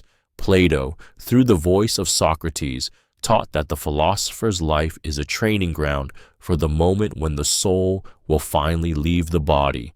Every pursuit of truth, every stripping away of illusion is a rehearsal for letting go of the world we cling to so fiercely. This idea is both haunting and strangely comforting. Haunting because it asks you to live with the awareness that all you see, all you hold, will one day vanish from your grasp. Comforting because it insists that death is not the enemy. It is simply the moment when the soul is freed from the prison of flesh to stand in the light of what is eternal. Philosophy, in this vision, becomes an act of dying in small ways every day. When you release your greed, you kill the hold possessions have over you. When you let go of pride, you kill the tyranny of others' opinions. When you seek truth over pleasure, you kill the illusions that bind you to the transient. Each death is a liberation, a stripping away of what is not truly you. In living this way, the final moment loses its terror. Death becomes not a violent theft, but the last step in a lifelong journey of awakening, a door you have been walking toward with open eyes, ready to pass through into whatever waits beyond the shadows. The soul is mortal. To believe the soul is mortal is to strip away the comforting veil of eternity and face the raw, unvarnished truth that your consciousness, your thoughts, your dreams, your very sense of I will one day dissolve into nothing. Epicurus and the atomists taught that the soul is not a divine, immortal spark, but a delicate arrangement of fine, physical particles. Just as the body is made of atoms, so too is the mind. And when the body falls apart, the soul's atoms scatter, and the self ceases to be. There is a chilling clarity in this vision, for it leaves no room for an afterlife where wrongs are righted or joys are continued. It says, this is it, this life, these moments, this fleeting experience of being, and yet in that starkness lies a strange liberation. If death is simply the end, then it is nothing to fear. When it comes, you will not suffer, for you will not be there to suffer at all. Epicurus urged that this understanding frees you from the tyranny of death's shadow, the fear of eternal punishment, the anxiety of endless oblivion. Dissolve in the knowledge that death is merely the quiet turning off of the light. What matters then is not preparing for a life beyond this one, but fully inhabiting the one you have now. In this way, the mortality of the soul becomes not a curse, but a call to live vividly, love deeply, and waste nothing, because the hourglass runs in only one direction, and every grain of sand that falls is gone forever. The soul is immortal. To say that the soul is immortal is to believe that death is not an ending, but a passage, a doorway through which the essence of who you are continues into realms unseen. For Plato, the soul existed before your birth, carrying with it truths and experiences from lives beyond memory. Your body is only its current home, a temporary vessel it will one day set aside like a worn garment. This idea stirs something deep because it transforms death from a final darkness into a transition. The soul, untouched by the decay of flesh, moves on, perhaps to be reborn, perhaps to dwell in a higher plane where truth, beauty, and goodness exist in their purest form. In this light, your life is not a single fragile thread, but one link in an eternal chain, stretching backward into eternity and forward into infinity. It also casts your choices in a far more piercing light. If your soul survives you, then the moral weight of your actions does not vanish with your last breath. What you cultivate within, virtue or vice, follows you beyond the grave. Life becomes a kind of training ground, a place where the soul shapes itself for what comes next. And yet, there is both comfort and unease in this thought. Comfort because it whispers that you will not be erased, that love and consciousness are not accidents doomed to vanish. Unease because it means you carry yourself, your flaws, your truths, your essence, into eternity.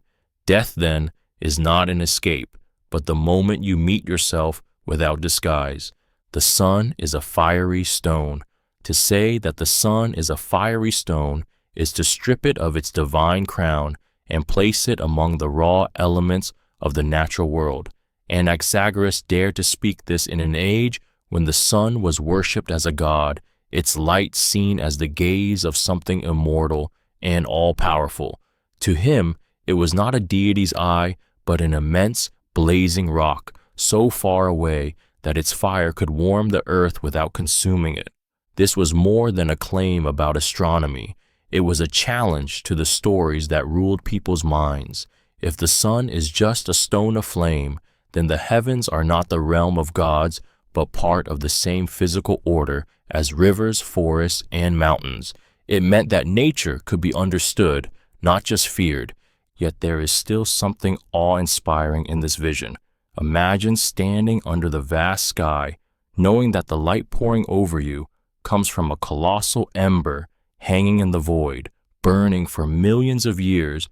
It is a reminder that the universe is not a stage for human drama, but a vast, indifferent expanse of matter and fire. There's a quiet defiance in looking at what others call divine and naming it for what it is, a thing of substance, subject to the same forces as all else. And yet, knowing it is a stone does not make it less magnificent. If anything, it becomes more so, not a miracle born of myth, but a miracle born of nature, a fire that burns across the abyss, turning night into day. The moon reflects sunlight. To say that the moon reflects sunlight is to uncover a quiet truth hidden in plain sight, that its pale, ghostly glow is not its own, but a borrowed radiance. In the ancient world, this was a revelation that shattered myths of the moon as a self-luminous goddess drifting alone through the night. Anaxagoras saw through the enchantment and revealed something more wondrous. The moon is a mirror, a cold and silent stone, made beautiful only because it catches the fire of the sun. There is something deeply human in this vision. We too often shine with light that is not ours, carrying the warmth of others in our words, our deeds, our very presence. Just as the moon brightens the dark sky without producing a single spark of its own, we sometimes illuminate the lives of others by reflecting the love, wisdom, and kindness we have received. It also carries a quiet melancholy. The moon's glow is a reminder that what we see is not always what we think it is, that beauty can be the echo of something far away, that light can be a sign of distance as much as closeness. The moon is always half in darkness, no matter how bright it appears to us. To know the moon reflects sunlight is to see the night sky differently, not as the work of countless glowing worlds, but as a play of light and shadow across cold, silent spheres. And yet, in that borrowed light, there is magic, a reminder that even in darkness, something can still shine. Earth floats in space without support. To say that the Earth floats in space without support is to imagine the courage it took for Anaximander to defy the oldest images in the human mind, the world resting on the back of a giant beast, held up by an endless pillar, or cradled by the hands of a god. He looked at the heavens and dared to see the earth not as a fixed object in a grand scaffolding, but as a free body suspended in the infinite, needing no foundation at all. In his vision, earth hung in the center of space, unmoving, not because something held it in place, but because there was no reason for it to move, equal distances in every direction, balance in the perfect stillness of symmetry. It was a leap from myth into the boundless realm of thought, an act of intellectual rebellion that stripped away comforting stories and replaced them with a raw, unsettling elegance. Think of the awe in realizing that beneath your feet there is no giant holding you up, no cosmic floor, no bottom, only emptiness. The ground you walk on is a wandering island in a sea without shores, carried endlessly through the dark. It is at once terrifying and exhilarating because it dissolves the illusion of stability and replaces it with something vaster, the freedom of a world unchained.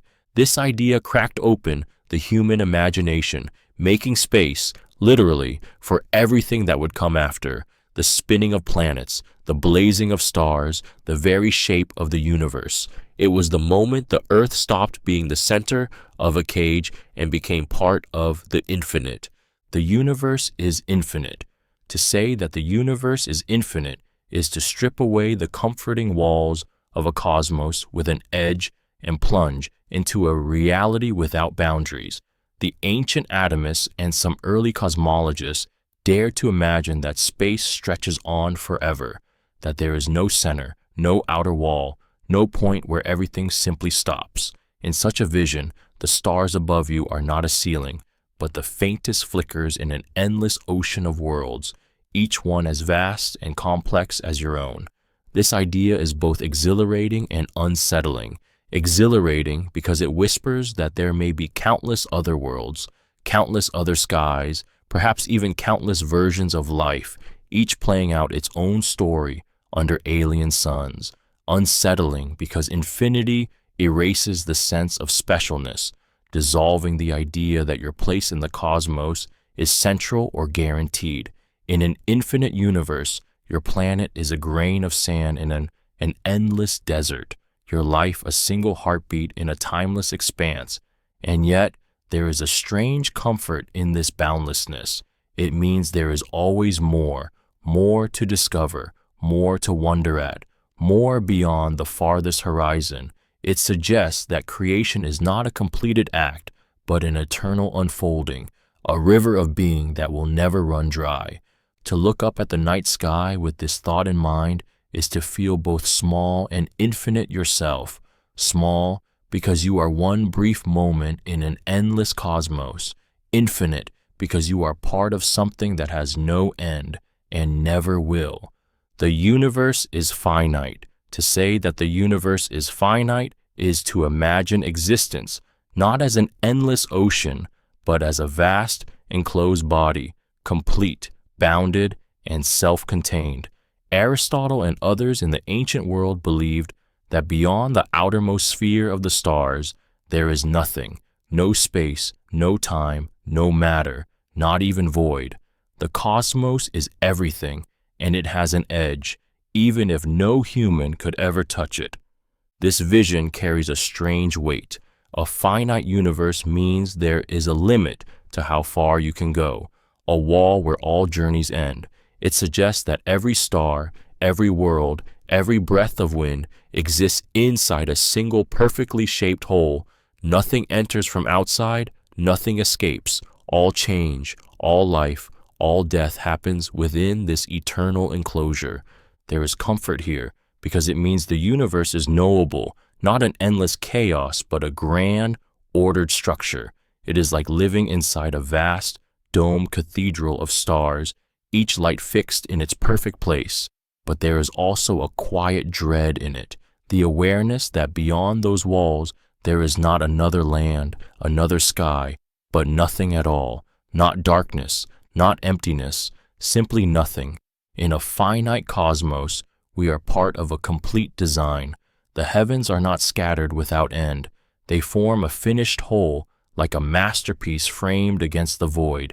And whether you see that as a prison or a sanctuary depends on whether you long for the infinite or take solace in the idea that existence in its entirety is already here. Reality is made of 4 elements. To say that reality is made of 4 elements is to imagine the entire cosmos as a grand recipe written in earth, water, air, and fire. Empedocles saw these not as poetic symbols, but as the fundamental ingredients of existence, eternally mixing and separating to create every living thing, every stone, every star, from the heat of fire to the solidity of earth, from the fluidity of water to the lightness of air. The world's infinite variety was, to him, nothing more than different arrangements of the same eternal substances. There is something intoxicating in the simplicity of it. The food on your table, the blood in your veins, the mountains on the horizon, the clouds drifting overhead, all are just different combinations of the same 4 eternal forces. It suggests that the universe is not chaos, but a kind of alchemy, a constant, delicate balancing of opposites: earth grounding water, fire transforming air, air lifting water, water tempering fire. This vision also carries a strange comfort. If everything is made from the same 4 things, then nothing is truly alien to you. The soil beneath your feet shares its substance with your bones. The water in the ocean is kin to the tears in your eyes. Even the fire in the sun has some echo in the warmth of your own living body. Empedocles' 4 elements make the world feel at once simple and enchanted, a reminder that all creation is built from the same handful of eternal building blocks, endlessly recombining in an ancient, ceaseless dance. Love and strife govern change.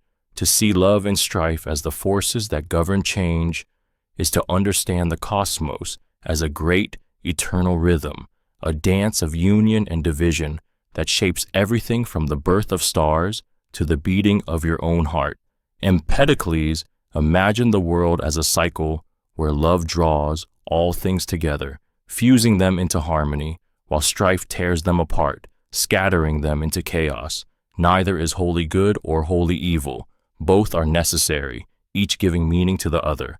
Love is the force of attraction, the unseen thread that pulls atoms into form, rivers into oceans, people into families. It is the warmth of sunlight, the pull of gravity, the ache of longing that draws one soul toward another. Under love's reign, the world feels whole, bound together in a soft, living web where all things belong.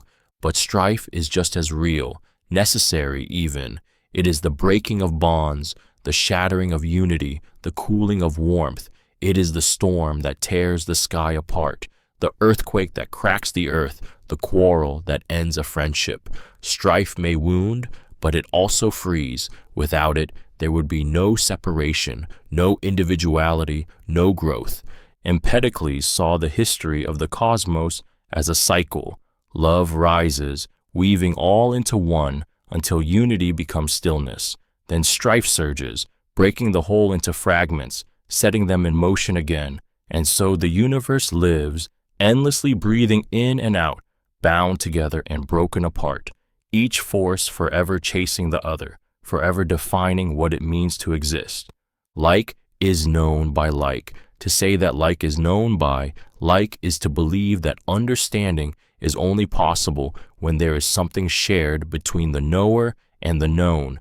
Empedocles saw the world as made from 4 elemental roots, earth, air, fire, and water, and claimed that we can perceive and comprehend these elements in the world because we carry them within ourselves.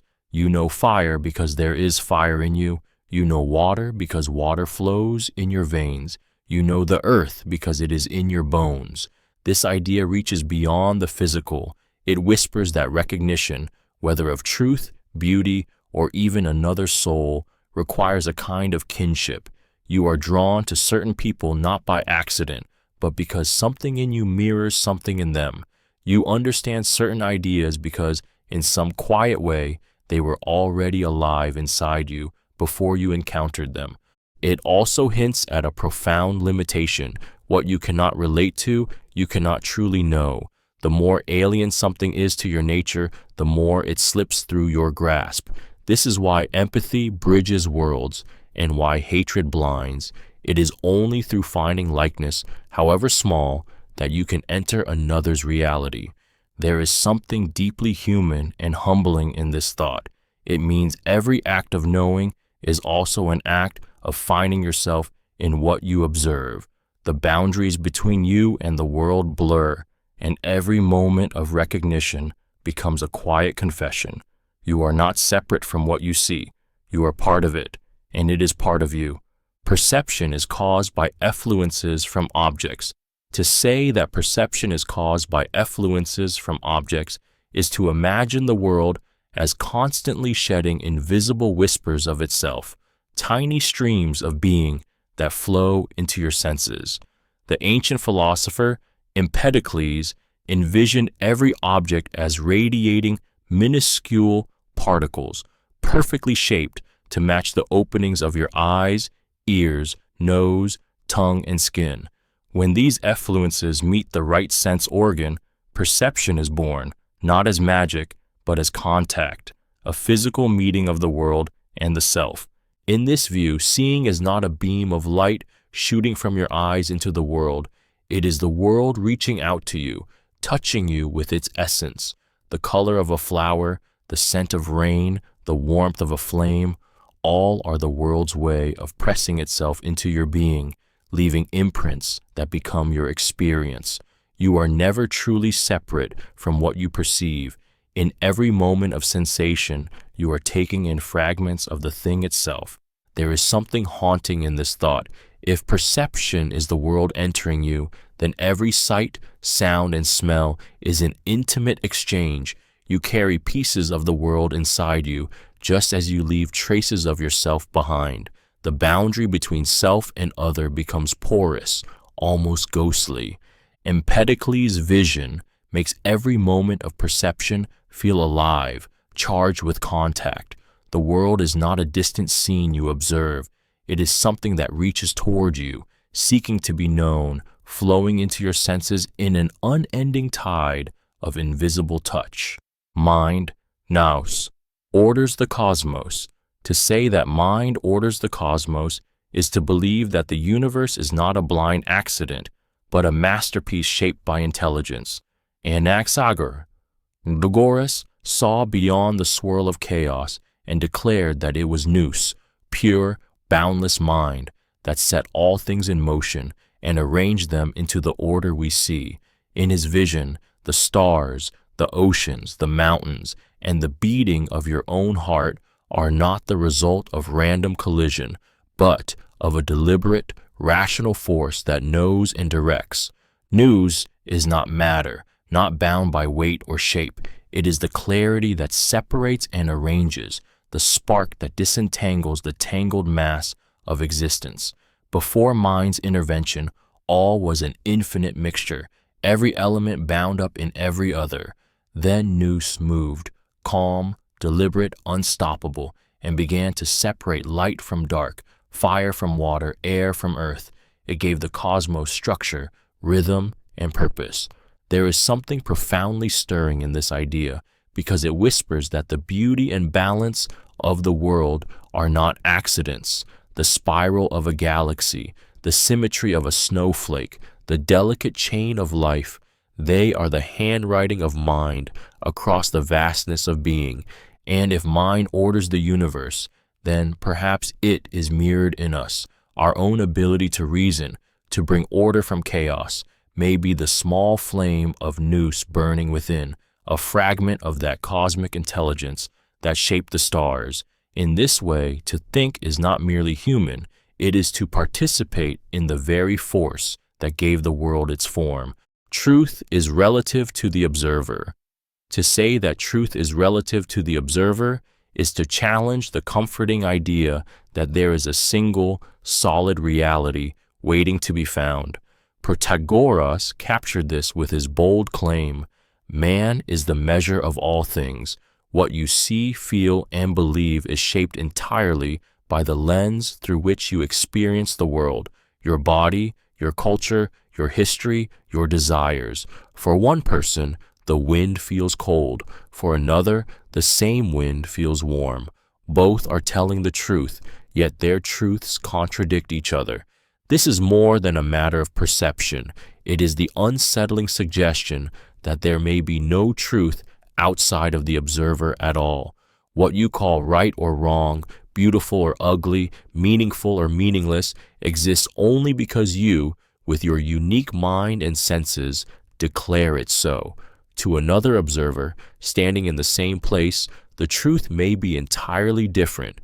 There is a strange liberation in this. It means no authority can claim absolute truth over you, and no single vision of the world can bind all people.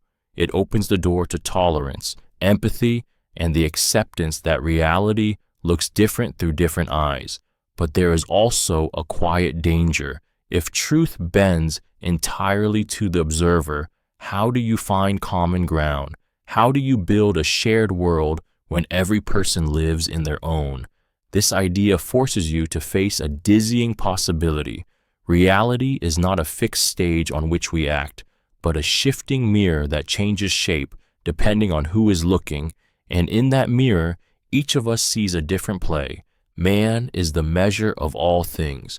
To say that man is the measure of all things is to declare that reality has no fixed meaning outside of human perception, that what is true, what is good, what is beautiful, exists only as it is experienced by us.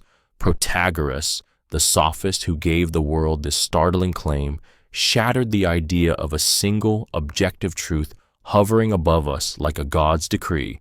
Instead, he placed truth in our hands, saying that the world is as we perceive it, and that each person's perception is as valid as another's. This idea is intoxicating because it centers human experience as the ultimate standard. The warmth of the sun, the taste of wine, the justice of a law, none of these exist in some pure, detached form. They are born in the meeting point between the world and your mind. And if two people disagree, it is not because one is wrong and the other is right, but because reality wears a different face for each. Yet there is an unsettling danger here. If man is the measure of all things, then nothing stands above us to correct or guide us. Morality becomes a matter of agreement, not absolutes. Truth becomes a shifting sea, as unstable as the people who define it. What is justice today may be injustice tomorrow. Protagoras' vision is both liberating and unnerving. It frees you from the tyranny of a single imposed truth, yet it also leaves you in a world where every certainty is negotiable, a world where the only constant is the human mind itself, forever shaping what is real. Rhetoric is an art of persuasion. To say that rhetoric is an art of persuasion is to recognize language not merely as a tool for sharing thoughts, but as a weapon, a lure, a current capable of steering the minds and hearts of others. The ancient Greeks, especially thinkers like Gorgias and Aristotle, understood that words could move people more powerfully than swords, that a carefully crafted speech could ignite wars, topple rulers, or inspire acts of staggering courage. Rhetoric is the deliberate shaping of speech to guide an audience toward belief, emotion, or action. It is not the mere stating of facts, but the orchestration of language so that those facts pierce the listener's defenses and settle deep in their mind. The orator does not simply speak, they lead, sometimes without the audience even realizing they are being led. A single phrase, perfectly timed, can plant an idea that grows in someone's heart for years. There is a dangerous beauty in this art. In the hands of the wise, rhetoric can defend justice, heal divisions, and inspire greatness. In the hands of the cunning, it can seduce, manipulate, and bind people to lies. This is why the ancients treated rhetoric as both a vital skill and a moral responsibility. It could raise a city to virtue or drag it into ruin. To master rhetoric is to understand the currents of human thought and emotion. To speak in a way that makes others feel you are giving voice to something they already knew but could not express. It is the art of reaching into another person's mind and leaving your words there, alive and burning. Moral rules are conventions. To say that moral rules are conventions is to strip morality of its divine armor and reveal it as something fragile, human, and negotiable. The sophists, with unsettling boldness, claim that what we call right and wrong are not eternal truths written into the fabric of the cosmos, but agreements forged between people, rules that can shift as easily as language, trade, or fashion. This idea rattles the soul because it forces you to see morality not as a guiding star, but as a compass built by human hands. What one society praises as virtue, another may condemn as vice. The same act that is honored in one age can be punished in another. If moral laws are conventions, then they are born from need, fear, and desire, not from unshakable cosmic justice. It is a vision both liberating and dangerous. Liberating because it means you are not bound to obey rules simply because they have always been there. You can question, reshape, and even reject them. Dangerous because without a belief in absolute morality, the ground beneath our feet can feel like it's crumbling, and the line between justice and cruelty becomes a matter of who holds the pen that writes the laws. For the sophists, this was not a call to abandon morality, but to understand it as a tool, a social contract that exists to keep the fragile structure of community intact. Yet, in admitting its human origin, They forced a question that still burns. If morality is made by us, then who decides and by what right? And what happens when the agreement breaks? The gods do not intervene in nature. To say that the gods do not intervene in nature is to strip the world of its divine puppeteers and leave it to run on its own eternal machinery. The Epicureans taught that the gods, if they exist, live far away in perfect bliss, untouched by human affairs. They neither send storms nor grant harvests, neither punish the wicked nor reward the virtuous. Nature unfolds according to its own laws, atoms swerving, colliding, and forming the world, not according to divine whim. This idea is both liberating and terrifying. Liberating because it frees you from the crushing fear that every disaster is a curse, that every illness is divine retribution, that you must live your life in constant appeasement of unseen powers. Terrifying because it means no prayer will still the earthquake, no offering will calm the sea, no God will bend the course of your fate. The universe is indifferent, beautiful, vast, and entirely unconcerned with you. Yet in this vision, there is also a strange peace. Without divine intervention, the responsibility for life falls into your hands. You are not a pawn on some heavenly chessboard. You are the player. You plant the seeds, you prepare for the storm, you shape the life you wish to live. The gods may watch, or they may not, but the story is yours to write. And perhaps, in the silence of the heavens, there is a deeper respect than intervention could ever offer, the dignity of a world that needs no constant saving, and of human beings who must learn to live without the promise of rescue. The good is what is useful. To say that the good is what is useful is to strip morality of lofty abstractions and ground it in the gritty reality of results. The sophists, ever practical, argued that goodness is not an eternal form shining in some higher realm, nor a divine command written in the sky. It is whatever serves a purpose, whatever achieves the desired end. Justice, virtue, even truth itself are not sacred in themselves. They are tools, and their worth is measured by their effectiveness. This vision is both sharp and unsettling. It means that good is not fixed. It shifts with circumstance, bending to the needs and goals of the moment. What is good in war may be ruthless in peace. What is good for one city may be ruin for another. Morality becomes a kind of craftsmanship, where skill lies in knowing which tools to use and when to use them. There is a ruthless clarity in this way of thinking. If an action brings safety, stability, and prosperity, it is good. If it brings harm, chaos, and loss, it is bad. But there is no guarantee that these judgments will be universal. The measure is utility, not purity. This idea stirs both attraction and fear. Attraction because it offers control. You decide what is good by what works. Fear because it opens the door to justify anything, so long as it serves a purpose. In a world where the good is what is useful, morality becomes a weapon or a shield, depending on whose hands hold it, and the line between noble and cruel grows dangerously thin.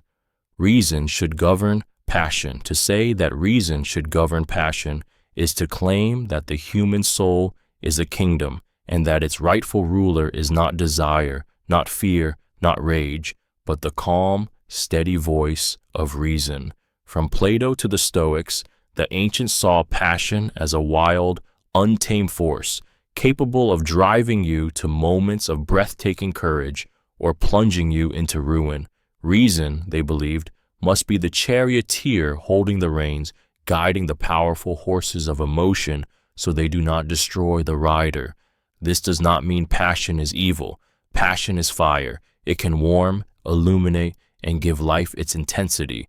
But without the discipline of reason, it can also scorch and consume. Anger may rise to defend the innocent, but unchecked, it turns to cruelty. Desire may inspire beauty and creation, but without guidance, it collapses into addiction and waste. The emotional force of this idea lies in the image of mastery. not the cold suppression of feeling, but the art of directing it. A person whose reason governs their passions does not live without fire. They carry it in their hands without letting it burn them. They can feel deeply, yet act wisely, refusing to be thrown from one extreme to another by every gust of emotion. In this balance lies freedom. If passion rules, you are a slave to impulses that shift with every moment. If reason rules, passion becomes your ally rather than your master, its energy channeled into acts that endure, its heat lighting the path instead of setting it ablaze. Freedom is living in accordance with reason. To believe that freedom is living in accordance with reason is to turn the common idea of liberty upside down. Most people think freedom is the power to do whatever you desire, to follow impulse without restraint. But the Stoics taught that this is not freedom at all. It is slavery to your own passions. True freedom, they said, is to be ruled by reason, to choose your actions not by the pull of emotion or the push of circumstance, but by the steady guidance of wisdom. Passions, anger, greed, fear, lust are like storms. They cloud judgment, drive you into reckless choices, and leave you shipwrecked in regret. When you are ruled by them, you may feel powerful, but you are chained, dragged wherever they lead. Reason, by contrast, is the calm hand on the tiller, steering you through the chaos toward the life you truly want to live. This kind of freedom cannot be granted by laws or taken by force. It is an inner sovereignty, a mastery of self that no tyrant can conquer and no misfortune can destroy. A person in chains can still be free if they live by reason. A person with unlimited power can still be a slave if they are ruled by desire. To live in accordance with reason is to walk through life with clarity, making choices that align with your values rather than your whims. It is to rise above the noise of appetite and fear, and in doing so, to find a freedom deeper and stronger than any the world can give, a freedom no one can take from you except yourself. Self-sufficiency is the path to happiness. To say that self-sufficiency is the path to happiness is to declare that the more your well-being depends on things outside yourself, the more fragile it becomes. The Stoics and Epicureans alike saw that fortune is fickle. Friends may betray you, wealth may vanish, health may fail, but the person who has learned to need little can never truly be impoverished. Self-sufficiency is not isolation. It is the ability to carry your peace within you so that no storm in the world can snatch it away. This idea forces a brutal question. How much of your happiness is borrowed from things you cannot control? If your joy rises and falls with the approval of others, the size of your home, or the state of your bank account, then you have built your life on shifting sand. But if your contentment comes from your own character, your own values, and the mastery of your own mind, then you have built on bedrock. There is a fierce freedom in this. It means you can walk away from toxic relationships, stand firm in the face of loss, and endure hardship without collapsing, because what matters most cannot be taken from you. It also demands discipline, because self-sufficiency requires knowing the difference between what you want and what you truly need. To live this way is to reclaim your power from the world. You stop chasing what can be lost and start cultivating what is yours forever, your wisdom, your integrity, your resilience. And when happiness flows from those, it is not the kind that flickers with circumstance, it is the kind that endures. Nature does nothing in vain. To say that nature does nothing in vain is to believe that every detailed tale of the world, from the curve of a leaf to the beating of your heart, exists for a reason. Aristotle saw the cosmos not as a chaotic accident, but as an intricate design in which every part has a purpose. Nothing is wasted, nothing is random. Every feature, every motion, every living thing is shaped to fulfill a role in the grand order of life. In this vision, the sharp talons of the hawk are not an accident. They exist so it can hunt. The thick bark of a tree is not mere chance. It shields the life within. Even your own hands, your voice, your mind are not arbitrary. They are tools given by nature to help you live as the kind of being you were meant to be. There is something profoundly comforting here.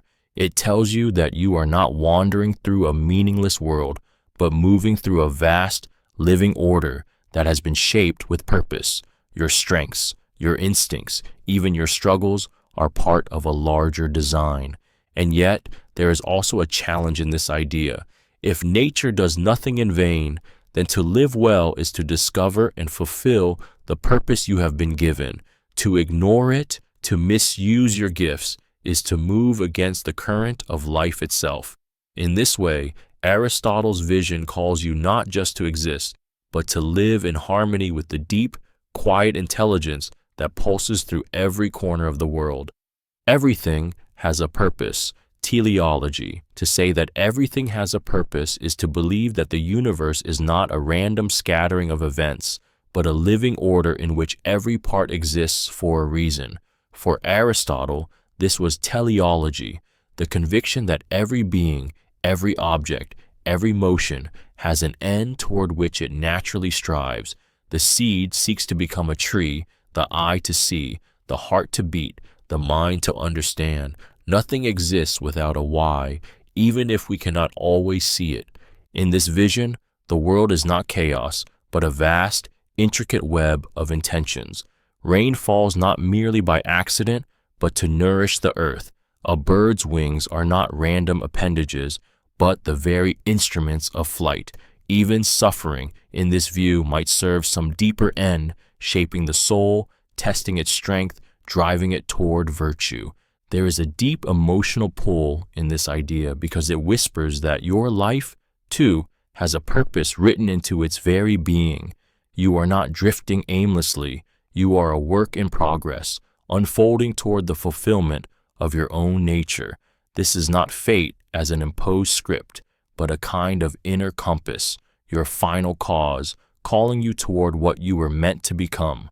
To live in a teleological world is to believe that nothing is truly meaningless. Every part of existence, from the smallest insect to the turning of the stars, is a thread in a greater design. And if you can find the purpose of a thing, you hold the key to understanding its truth. Infinity exists in potential, not actuality. To say that infinity exists in potential, not actuality, is to see the universe as vast beyond measure, yet never fully infinite in reality. Aristotle drew this subtle but powerful distinction. There is no completed infinity, no endless totality you could point to and say, here it is. Instead, infinity lives in the realm of possibility, in the fact that you can always take one more step, divide one more number, travel one more mile, without ever reaching an absolute end. It is a truth that shapes how we see the world. Time, for example, has no final moment you can touch. It stretches endlessly into the future and endlessly back into the past, but you can only live in the present, moment by moment. Numbers have no last digit, but you will never hold all numbers in your hand. The vastness of space may feel boundless, yet it is explored piece by piece, star by star. There's something haunting in this idea. It tells you that perfection in the infinite sense is always out of reach. You can get closer to mastery, to knowledge, to greatness, but never arrive at an ultimate final state. The horizon forever recedes, no matter how far you travel. And yet, there's a strange beauty here too. If infinity only exists in potential, then life is an endless unfolding, a path that can always open further.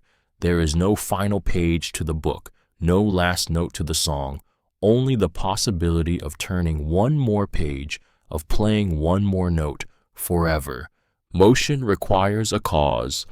To say that motion requires a cause is to insist that nothing moves without something to set it in motion, that no change happens without a reason. Aristotle saw the universe as a web of causes and effects, each movement born from another. An arrow flies because the bowstring was pulled, the bowstring moved because the archer drew it, the archer moved because of a decision, and so on. In this view, motion is never spontaneous. It is always the echo of something else. This idea is deceptively simple, yet it forces you to trace every action back into the past, to search for the moment where it began. If you follow the chain far enough, you eventually arrive at a haunting question. What caused the first motion? Was there an eternal chain with no beginning? Or is there some unmoved mover, a first cause that itself was never moved? It also carries a quiet implication for life itself. Your choices, your desires, even your impulses are not born from nowhere. They are set in motion by what came before, your upbringing, your environment, your memories, the subtle pushes and pulls of people and events. In a way, you are both the mover and the moved, shaping the world while being shaped by it. There is something both grounding and unsettling in this truth. It means nothing is without reason, that every ripple has its stone, but it also means your own motion, your life's trajectory, may be less free than you believe, tied to an invisible chain stretching back before you ever took your first step. The heavens are made of ether. To say that the heavens are made of ether is to draw a sharp line between the realm above and the world below. Aristotle envisioned the sky not as an extension of the earthly air, but as something altogether purer, a flawless, incorruptible substance that no change, decay, or death could ever touch. While the earth is made of the four mutable elements, earth, water, air, and fire, the heavens are crafted from this fifth essence, ether, eternally moving in perfect circles. In this vision, the stars are not burning stones or distant worlds. They are eternal fires embedded in crystalline spheres of ether, never dimming, never faltering. The moon does not age. The planets do not wither. The heavens are immune to the corruption that gnaws at everything on earth. Above us stretches a realm untouched by storms, disease, or time, an unchanging perfection against which the restless turbulence of our lives seems painfully fragile. There is something deeply stirring about this idea. To look at the night sky through Aristotle's eyes is to gaze upon eternity itself. Every glittering point becomes a promise that not all things are fleeting, that somewhere, beyond the reach of decay, there is a realm of pure order, harmony, and permanence. And yet, that perfection is distant, unreachable. The ether never descends, never mingles with the dust and breath of mortal life. It hangs above us like a flawless mirror, reflecting what we lack. In that sense, the heavens are not just a physical place. They are a reminder of our own impermanence and of the yearning for something that will never fade. Celestial motions are perfect circles. To say that celestial motions are perfect circles is to imagine the heavens as a realm of flawless geometry, a place where divine precision rules and nothing ever strays from its ordained path. For the ancient Greeks, especially Plato and later Aristotle, the circle was the most perfect of all shapes, without beginning or end, without flaw or deviation. If the stars and planets were divine, their movements must reflect that perfection, smooth, unbroken, eternal loops across the night sky. This belief turned the heavens into a vision of order in a world of chaos. On earth, things decay, fall apart, and wander off course. But in the sky, the ancients saw a different truth. Constellations returning each season, planets tracing graceful patterns, the moon completing her cycle without fail. The circular paths were symbols of permanence, untouched by the imperfections of mortal life. There is a hypnotic beauty in this image. Imagine looking up at night and feeling that above you lies a cosmic machine, each sphere turning with absolute harmony, never faltering, never colliding. A clock made not by human hands, but by the very fabric of the universe.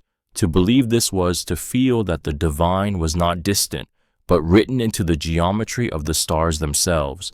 Even if modern science has shown the heavens to be more complex, the emotional force of this ancient idea remains. It is the dream that somewhere above the storms and struggles of our lives, there is a realm where all is in balance, where every motion is perfect and nothing ever falls out of place. Mathematics reveals the structure of reality. To say that mathematics reveals the structure of reality is to believe that beneath the chaos of the world lies an unshakable, invisible order, and that numbers are its language. For the Pythagoreans, this was not metaphor but truth. The harmony of the cosmos, from the movements of planets to the proportions of a lyre, could be expressed in precise numerical relationships. To understand mathematics was to peel back the skin of the world and glimpse the skeleton of existence itself. They saw numbers everywhere, in the rhythm of music, in the spirals of seashells, in the geometric perfection of snowflakes, in the steady beat of the human heart. Each pattern, each ratio, was not just a curiosity, but a revelation. The universe was not ruled by whim or chance, but by symmetry, proportion, and law. Even beauty itself seemed to obey mathematical form, as if the golden ratio were etched into the blueprint of creation. There is something deeply stirring in this vision, because it suggests that the universe is knowable, that the chaos we see is only the surface, and beneath it runs a current of perfect order. To learn mathematics, then, is to learn the grammar of reality, to read the hidden script in which the stars and atoms are written. For the Pythagoreans, to live well meant to live in harmony with this mathematical order, to align the soul with the same principles that hold the cosmos together. In their eyes, mathematics was not cold abstraction. It was the pulse of the divine, the key to unlocking the music of the spheres. The harmony of the spheres produces cosmic music. To say that the harmony of the spheres produces cosmic music is to imagine the universe itself as a grand, eternal symphony. Pythagoras and his followers believed that the planets and stars, moving in their vast, perfect orbits, created vibrations, inaudible to human ears, but woven into the very fabric of existence. Just as a lyre's strings, when tuned in perfect proportion, produce harmony, so too did the heavens play an unseen music, each celestial body adding its note to a divine composition. This was not metaphor to them. It was the belief that the cosmos was built on mathematical order, and that order expressed itself as music. To live in tune with this harmony was to align yourself with the structure of reality itself, to bring your soul into resonance with the eternal. The thought is intoxicating, that your life, your heartbeat, your every breath is part of a song that began before time and will play long after your own voice falls silent. There is something profoundly humbling in this vision. It suggests that beauty is not an accident, but a principle, that the same laws which shape the curve of a shell and the arc of a rainbow also guide the dance of galaxies.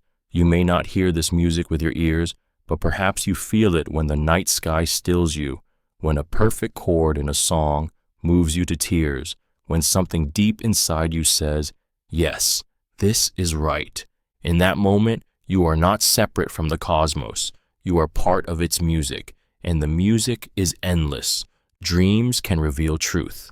To say that dreams can reveal truth is to open the door to a realm where the boundaries of time, reason, and waking reality dissolve, and the hidden currents of existence rise to the surface. Ancient Greek thinkers saw dreams not as meaningless chaos, but as messages, sometimes from the gods, sometimes from the depths of the soul. In the shifting, surreal visions of sleep, they believed the mind could glimpse truths too subtle, too vast, or too dangerous to confront in daylight. In this vision, dreams are not mere echoes of daily life. They are a second sight. A soldier might see the outcome of a battle before it begins. A healer might dream of the cure to an illness. A ruler might be warned of betrayal through strange and symbolic imagery. Whether sent by divine hands or born from the secret chambers of the mind, Dreams speak in a language of metaphor, where a flight over mountains might reveal ambition, or a crumbling house might expose hidden fears. There is a haunting beauty in this idea. It suggests that even as you lie in the vulnerability of sleep, the mind is still traveling, wandering through corridors where past, present, and future intermingle, collecting fragments of truth to bring back across the threshold of waking. But truth in dreams is never handed plainly. It must be unraveled. And so those who believe in their power listen closely, searching for meaning in images that vanish with the morning light, knowing that sometimes the deepest wisdom comes to us with closed eyes, in whispers we can barely remember. Myth can convey philosophical ideas.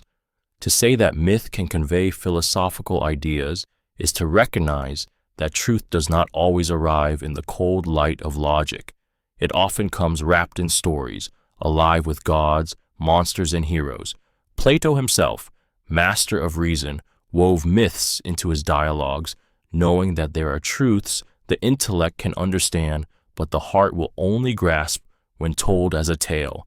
A myth can speak to both at once, slipping past the defenses of the mind to leave its mark on the soul.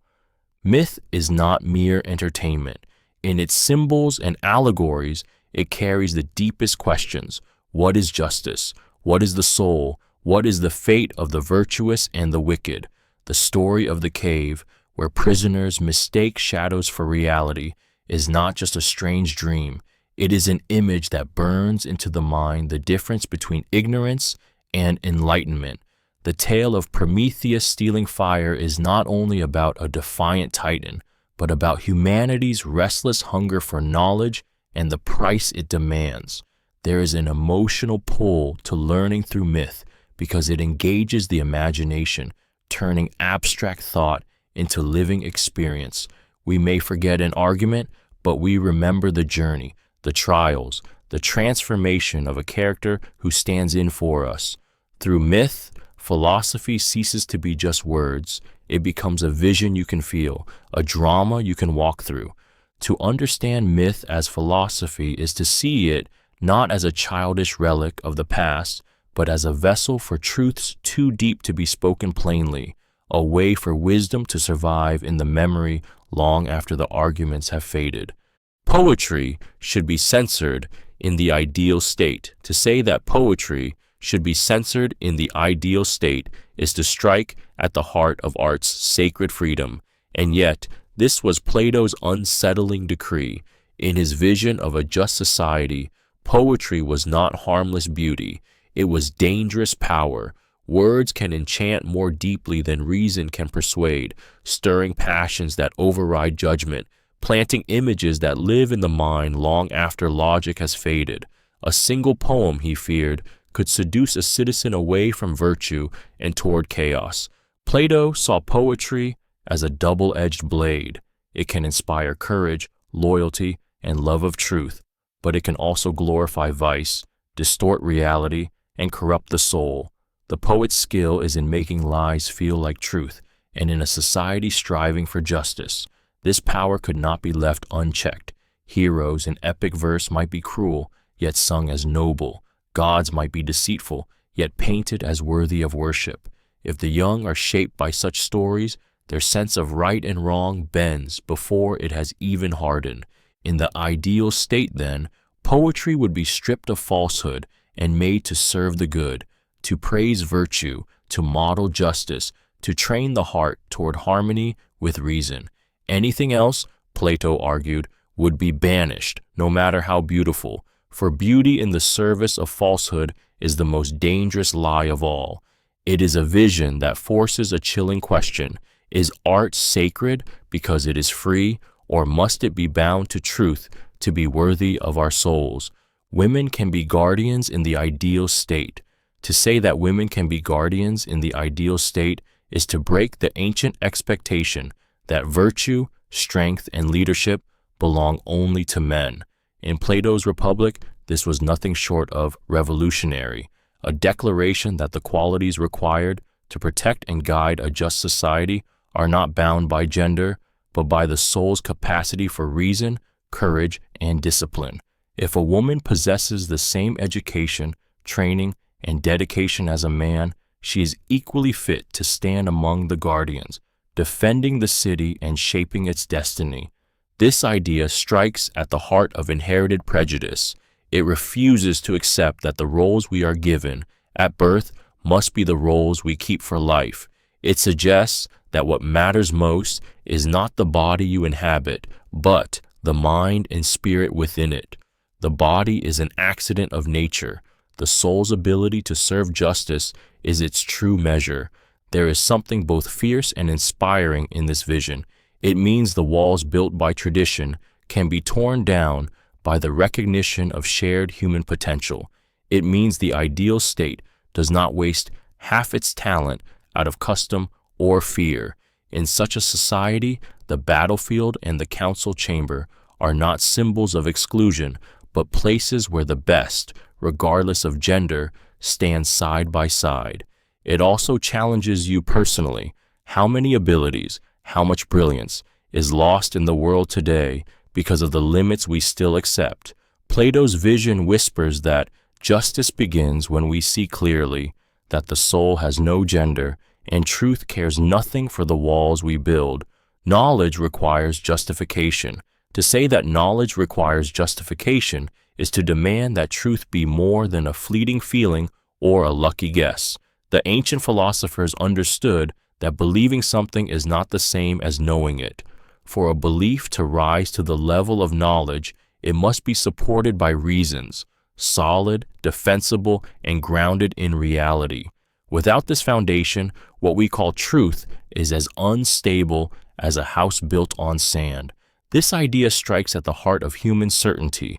It forces you to ask, why do I believe what I believe? Is it because I have seen it with my own eyes, because I have reasoned it through, or is it simply because someone told me and I never questioned them?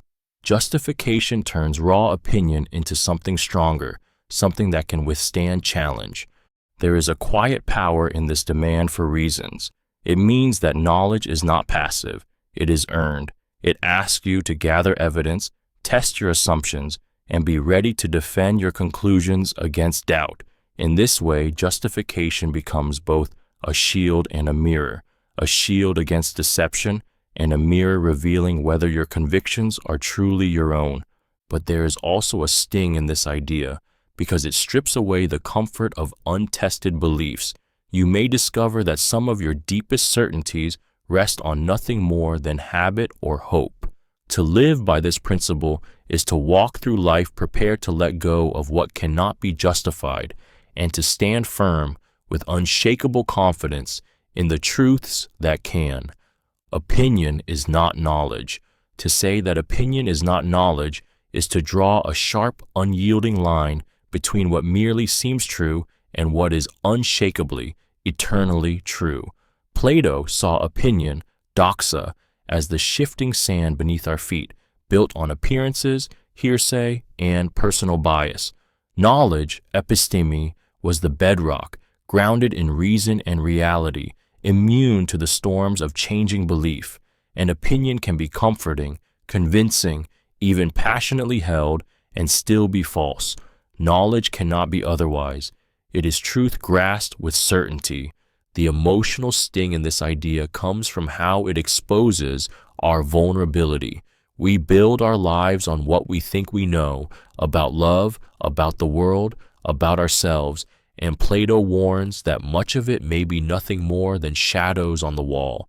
Opinion is easy. It requires no proof, no testing. It can survive unchallenged as long as no one dares to ask the right questions. Knowledge, however, demands work. It asks you to test, to reason, to strip away comforting illusions until only what cannot be doubted remains. There is a kind of heartbreak in realizing how much of what we hold as true might be fragile. Yet there is also empowerment here, because it means that by seeking knowledge, we step off the shifting ground of appearances and onto something that will not crumble beneath us. Opinion belongs to the realm of the fleeting, knowledge belongs to the eternal, and to live without knowing the difference is to mistake the glitter of a reflection for the light of the sun itself. Sense perception is a source of knowledge. To say that sense perception is a source of knowledge is to affirm that truth first enters us through the open doors of the body. Aristotle and the empiricists after him believed that before we can reason, imagine, or judge, we must first see, hear, taste, touch, and smell. Every thought you have is rooted in something the senses once carried into you: the color of the sky, the sound of a friend's voice, the warmth of the sun on your skin. The senses are your first teachers. They map the world before you can name it, giving you the raw material from which all knowledge is shaped. Without sight, how would you know the form of a tree? Without hearing, how would you know the tone of joy or the edge of anger? Even abstract ideas, the philosophers argued, are born from sense impressions, built up layer by layer until the mind can reach beyond what is visible. Yet there is something deeply human in this dependence. Sense perception ties you to the present moment, what you can touch right now, what you can see before you. It roots your knowledge in the real, reminding you that before we chase the infinite, we must first understand the tangible. This belief also carries a quiet defiance against those who would place all trust in pure reason or divine revelation alone. It insists that the world itself is speaking to you through light and sound, texture and taste, and that to ignore the senses is to close the book of reality before you have even read its first page. Reason is a source of knowledge. To say that reason is a source of knowledge is to believe that the mind has the power to uncover truth without relying solely on the senses. From Plato to the Stoics, philosophers saw reason as the lantern that illuminates what sight cannot see and what touch cannot feel. While the senses may show you the surface of things, the shape of a tree, the color of the sky, it is reason that reveals their deeper nature, their causes, and their place in the larger order. Reason works by following the threads of logic, connecting one truth to another until the pattern emerges. It is the quiet, relentless force that can prove a theorem, map the stars, or see justice in the heart of chaos. It allows you to imagine what has never been seen, to predict what has not yet happened, to know that a thing must be true even when all appearances say otherwise. There is something almost divine in this capacity. It means that truth is not locked away in the external world. You carry it within you, in the structure of your own mind. To use reason is to step outside the prison of immediate sensation and view reality from a higher vantage point. But there is also a responsibility here. To abandon reason is to drift in the fog of impulse and illusion. To honor it is to live as a seeker of truth, even when that truth is uncomfortable.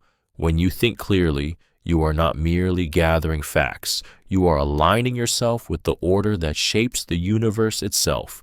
Wisdom is knowing one's own ignorance. To say that wisdom is knowing one's own ignorance is to turn the idea of being wise on its head. Socrates, the man who lived and died by this belief, claimed that his only superiority over others was that he recognized the limits of his knowledge, while most people lived in the illusion of certainty. It is a humbling and dangerous truth that the first step toward wisdom is to strip away the comfort of thinking you already know. This idea is disarming because it forces you to face the vastness of what you do not understand.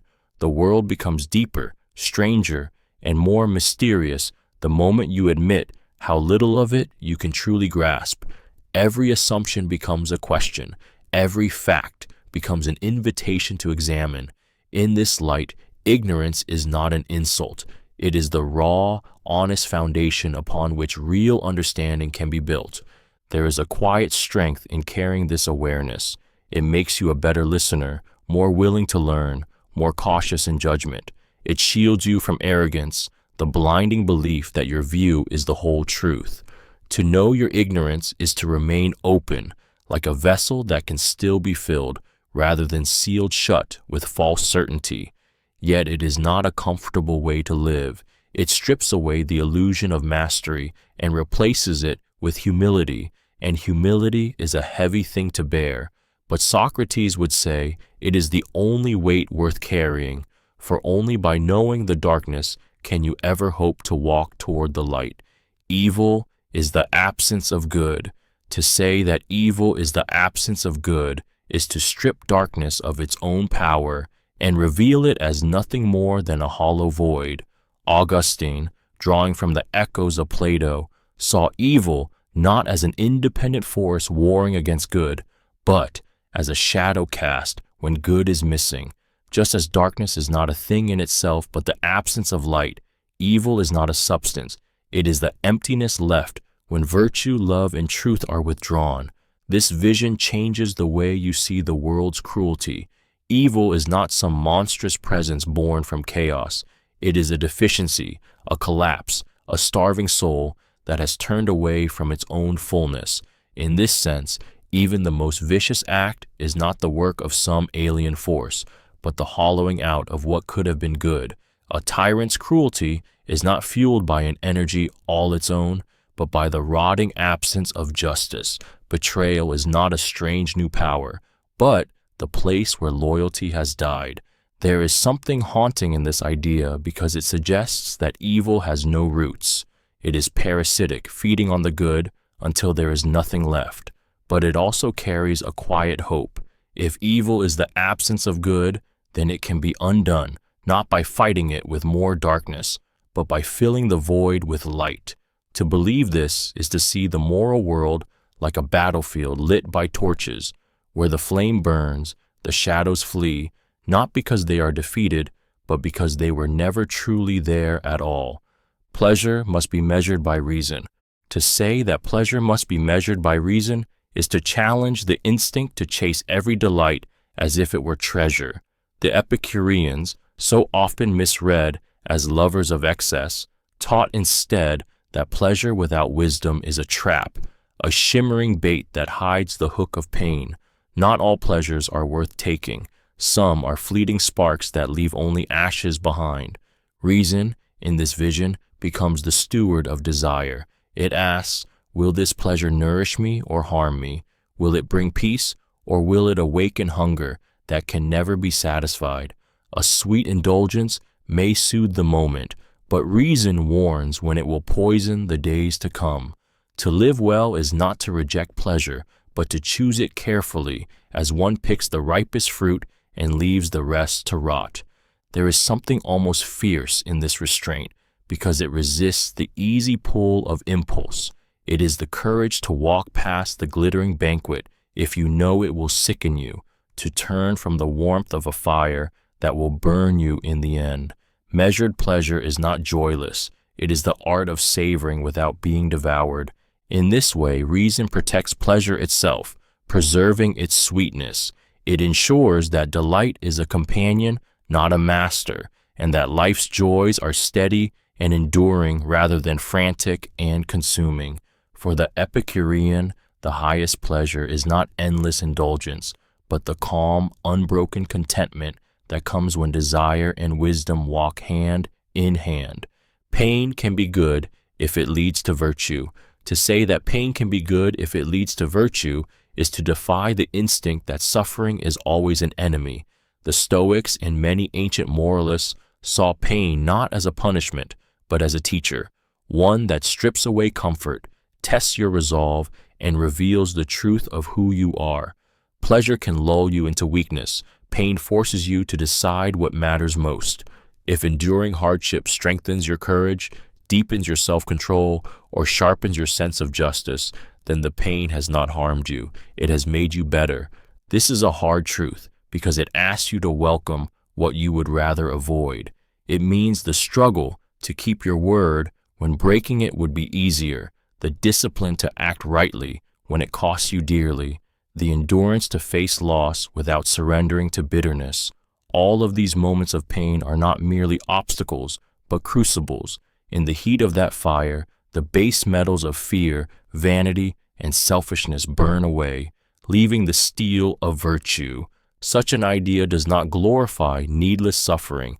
It does not ask you to seek pain for its own sake, but it does demand that when pain comes, you refuse to waste it.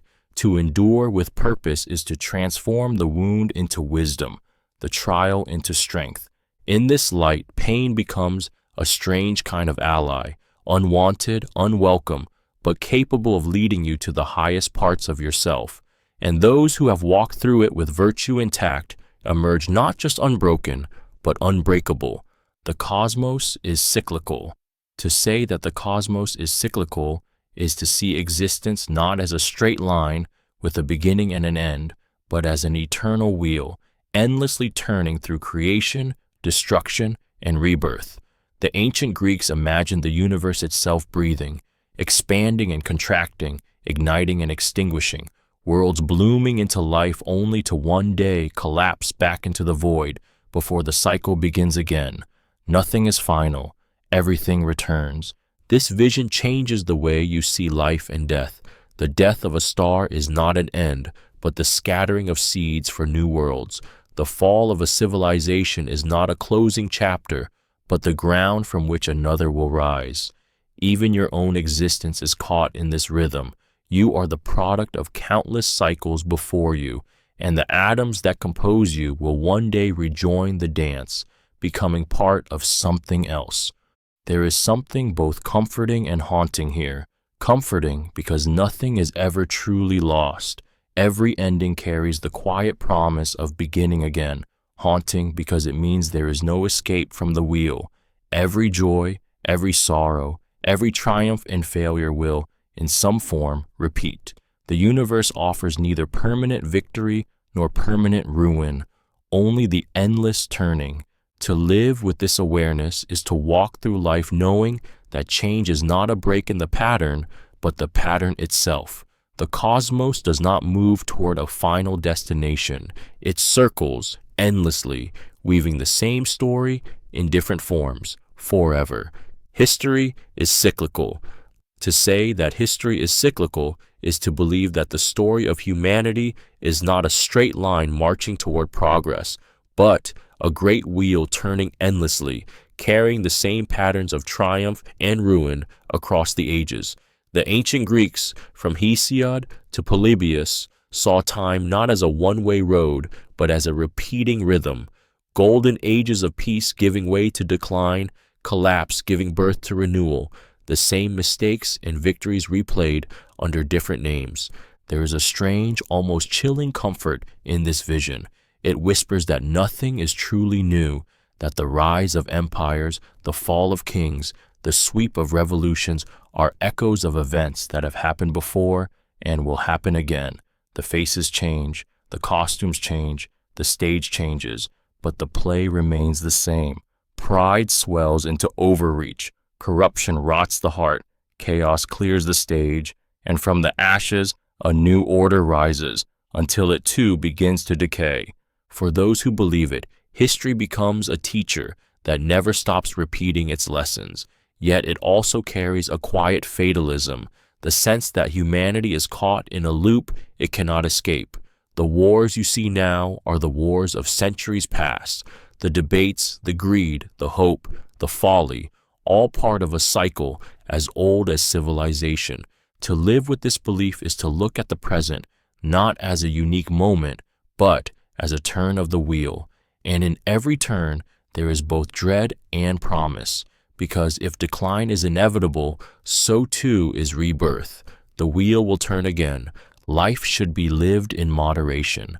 To say that life should be lived in moderation is to reject the extremes that so often seduce the human heart, excessive indulgence on one side, harsh deprivation on the other, and to instead walk the narrow, steady path between them. Aristotle called this the golden mean, the art of finding balance in every choice, where virtue flourishes and the soul remains whole. In this view, courage lies between recklessness and cowardice, generosity between wastefulness and greed, self-respect between arrogance and self-abasement. To live in moderation is not to deny passion or ambition, but to temper them so they serve you rather than consume you. It is the difference between drinking the wine to savor it and drowning in it, between working for purpose and being devoured by your own toil. Moderation asks for discipline because the extremes are tempting. They offer the thrill of absolutes, pleasure without restraint, austerity without joy, but they burn out quickly, leaving either ruin or emptiness. The middle way, by contrast, may feel less dramatic, yet it sustains you like a slow, steady flame that warms without destroying. There is a quiet strength in this way of living. It allows you to enjoy life's sweetness without fearing its bite, to endure its sorrows without drowning in them. In moderation, you are free, not tossed between excess and deprivation, but moving with balance, clarity, and control. And in that balance, you find a kind of peace the extremes can never give, a peace that lets you walk through life steady, rooted, and unshaken. Friendship is based on mutual good. To say that friendship is based on mutual good is to see it not as mere companionship, but as a bond rooted in the shared pursuit of what is noble and right. Aristotle distinguished between friendships of pleasure, friendships of utility, and the highest kind, friendships of virtue. In these, two people do not simply enjoy each other's company or trade favors.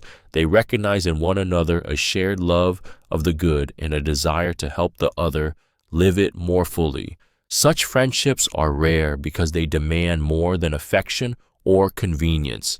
They require character, an integrity that inspires trust, a constancy that endures beyond fortune's changes, and a willingness to put the other's well-being on equal footing with your own. In this bond, you rejoice in each other's growth, and your loyalty is not tested by hardship, but strengthened by it. There is something deeply moving in this vision because it makes friendship a moral partnership, a shared journey toward the best version of yourselves.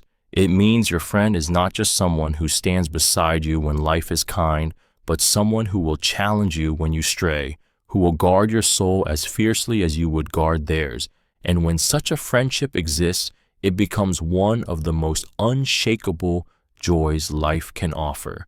It is not dependent on youth, beauty, or advantage, but on the quiet, enduring truth that two people have chosen to walk the same path of virtue together. In a world full of fleeting connections, this is the kind that cannot be bought, imitated, or replaced. Philosophy begins in wonder. To say that philosophy begins in wonder is to claim that the root of all deep thought is not certainty, but a restless curiosity, a feeling that the world is stranger, richer, and more mysterious than it appears. Aristotle believed that it is this spark of wonder that drives us to ask questions no animal ever asks. Why is there something rather than nothing? What is justice? What is beauty? What is the good life? It is the sudden pause in the ordinary rhythm of living, the moment when you look up at the stars or into the eyes of another person and feel an ache to understand. Wonder is not comfortable. It unsettles you, pulling you away from the familiar and into the unknown. It whispers that the answers you've been handed may not be enough, that behind every explanation lies another layer waiting to be uncovered. It demands that you resist the numbness of habit and keep your eyes open to the strangeness of existence. There is a sweetness to it, too, a childlike openness that refuses to take the world for granted. In wonder, you stand before reality without armor, letting it astonish you. It is the seed from which all philosophy grows, because without it, the search for truth would never begin. But wonder is fragile. It can be dulled by routine, smothered by cynicism, or silenced by the false comfort of easy answers. To live as a philosopher is to protect that spark, to let it lead you deeper into the questions that make life not just livable, but luminous. Truth is unchanging. To say that truth is unchanging is to believe that beneath the shifting tides of opinion, fashion, and circumstance, there exists something eternal, an unbreakable thread that reality cannot sever. For the ancient philosophers, especially Plato, truth was not born of human agreement, nor was it altered by time or place. It stood outside the chaos of life, untouched by storms, unbent by desire. If something is truly true, it was true 1,000 years ago and will be true 1,000 years from now, even if every living soul forgets it. This idea carries both comfort and confrontation. Comfort, because it means the search for truth is not in vain. There is something solid to be found in a world of crumbling certainties. Confrontation, because it demands humility. If truth is unchanging, then it does not bend to our wants or our convenience. We must bend to it. There is a stark beauty in imagining truth as a star fixed in the heavens, while everything else drifts and flickers around it. Nations rise and fall, languages are born and die, but truth remains unmoved. A just act will always be just, no matter who denies it. A falsehood will always be false, no matter how many voices declare it otherwise. To believe this is to live with the weight of knowing that the world's noise can never rewrite reality. Trends will fade, cultures will shift, but the truth will wait, patient and immovable, for those willing to seek it, not to invent it, but to recognize it for what it has always been. Reality is an illusion. To say that reality is an illusion is to tear away the trust you place in your senses and reveal a world that may not be what it seems. For Plato, the physical realm was only a shadow of true reality, a dim projection of the eternal and unchanging forms. For others, like certain skeptics and mystics, even those shadows might be lies, a grand deception woven so perfectly that we mistake it for truth. The walls around you, the sky above, the ground beneath your feet, if this idea is right, they are not ultimate reality, but appearances, temporary shapes taken by something deeper, or perhaps nothing at all. Your senses, which you have trusted since birth, become suspect. The colors you see are just the way your eyes interpret light. The solidity you feel is only the resistance of atoms, mostly empty space. Even the flow of time may be a trick of perception. There is something deeply unsettling in this thought, because it pulls the rug out from under existence itself. If reality is an illusion, then what do you cling to? What can you know for certain? And yet, there is also a strange liberation here. If the world is a construct, then perhaps its limits are not fixed. Perhaps truth lies beyond the veil, waiting to be discovered by those willing to question everything.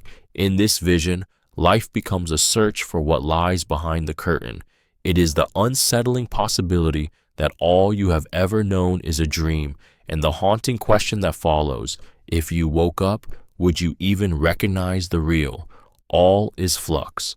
To say that all is flux is to accept that nothing in the universe stands still, not the rivers, not the stars, not the ground beneath your feet, not even you.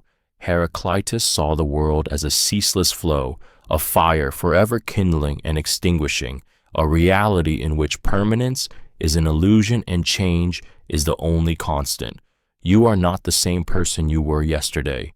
Your body, your thoughts, your very soul are in quiet motion, transforming moment by moment. This truth is as unsettling as it is liberating. We long to hold on, to keep the people we love, to freeze the moments that make us happy, to live inside the comfort of what feels familiar. But in a world of flux, everything you cling to will eventually slip from your grasp. The faces change, the seasons turn, the tides withdraw, and the sands of memory shift. Yet Heraclitus did not see this as tragedy. In the endless flow lies the vitality of life itself. The same current that takes away also brings newness, new joys, new loves, new possibilities. Without change, there would be no growth, no healing, no rebirth.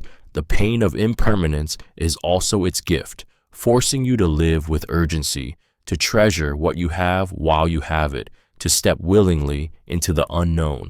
All is flux means you are a traveler on a river that never stops moving. You cannot step in the same waters twice, and that is precisely what makes each step worth taking.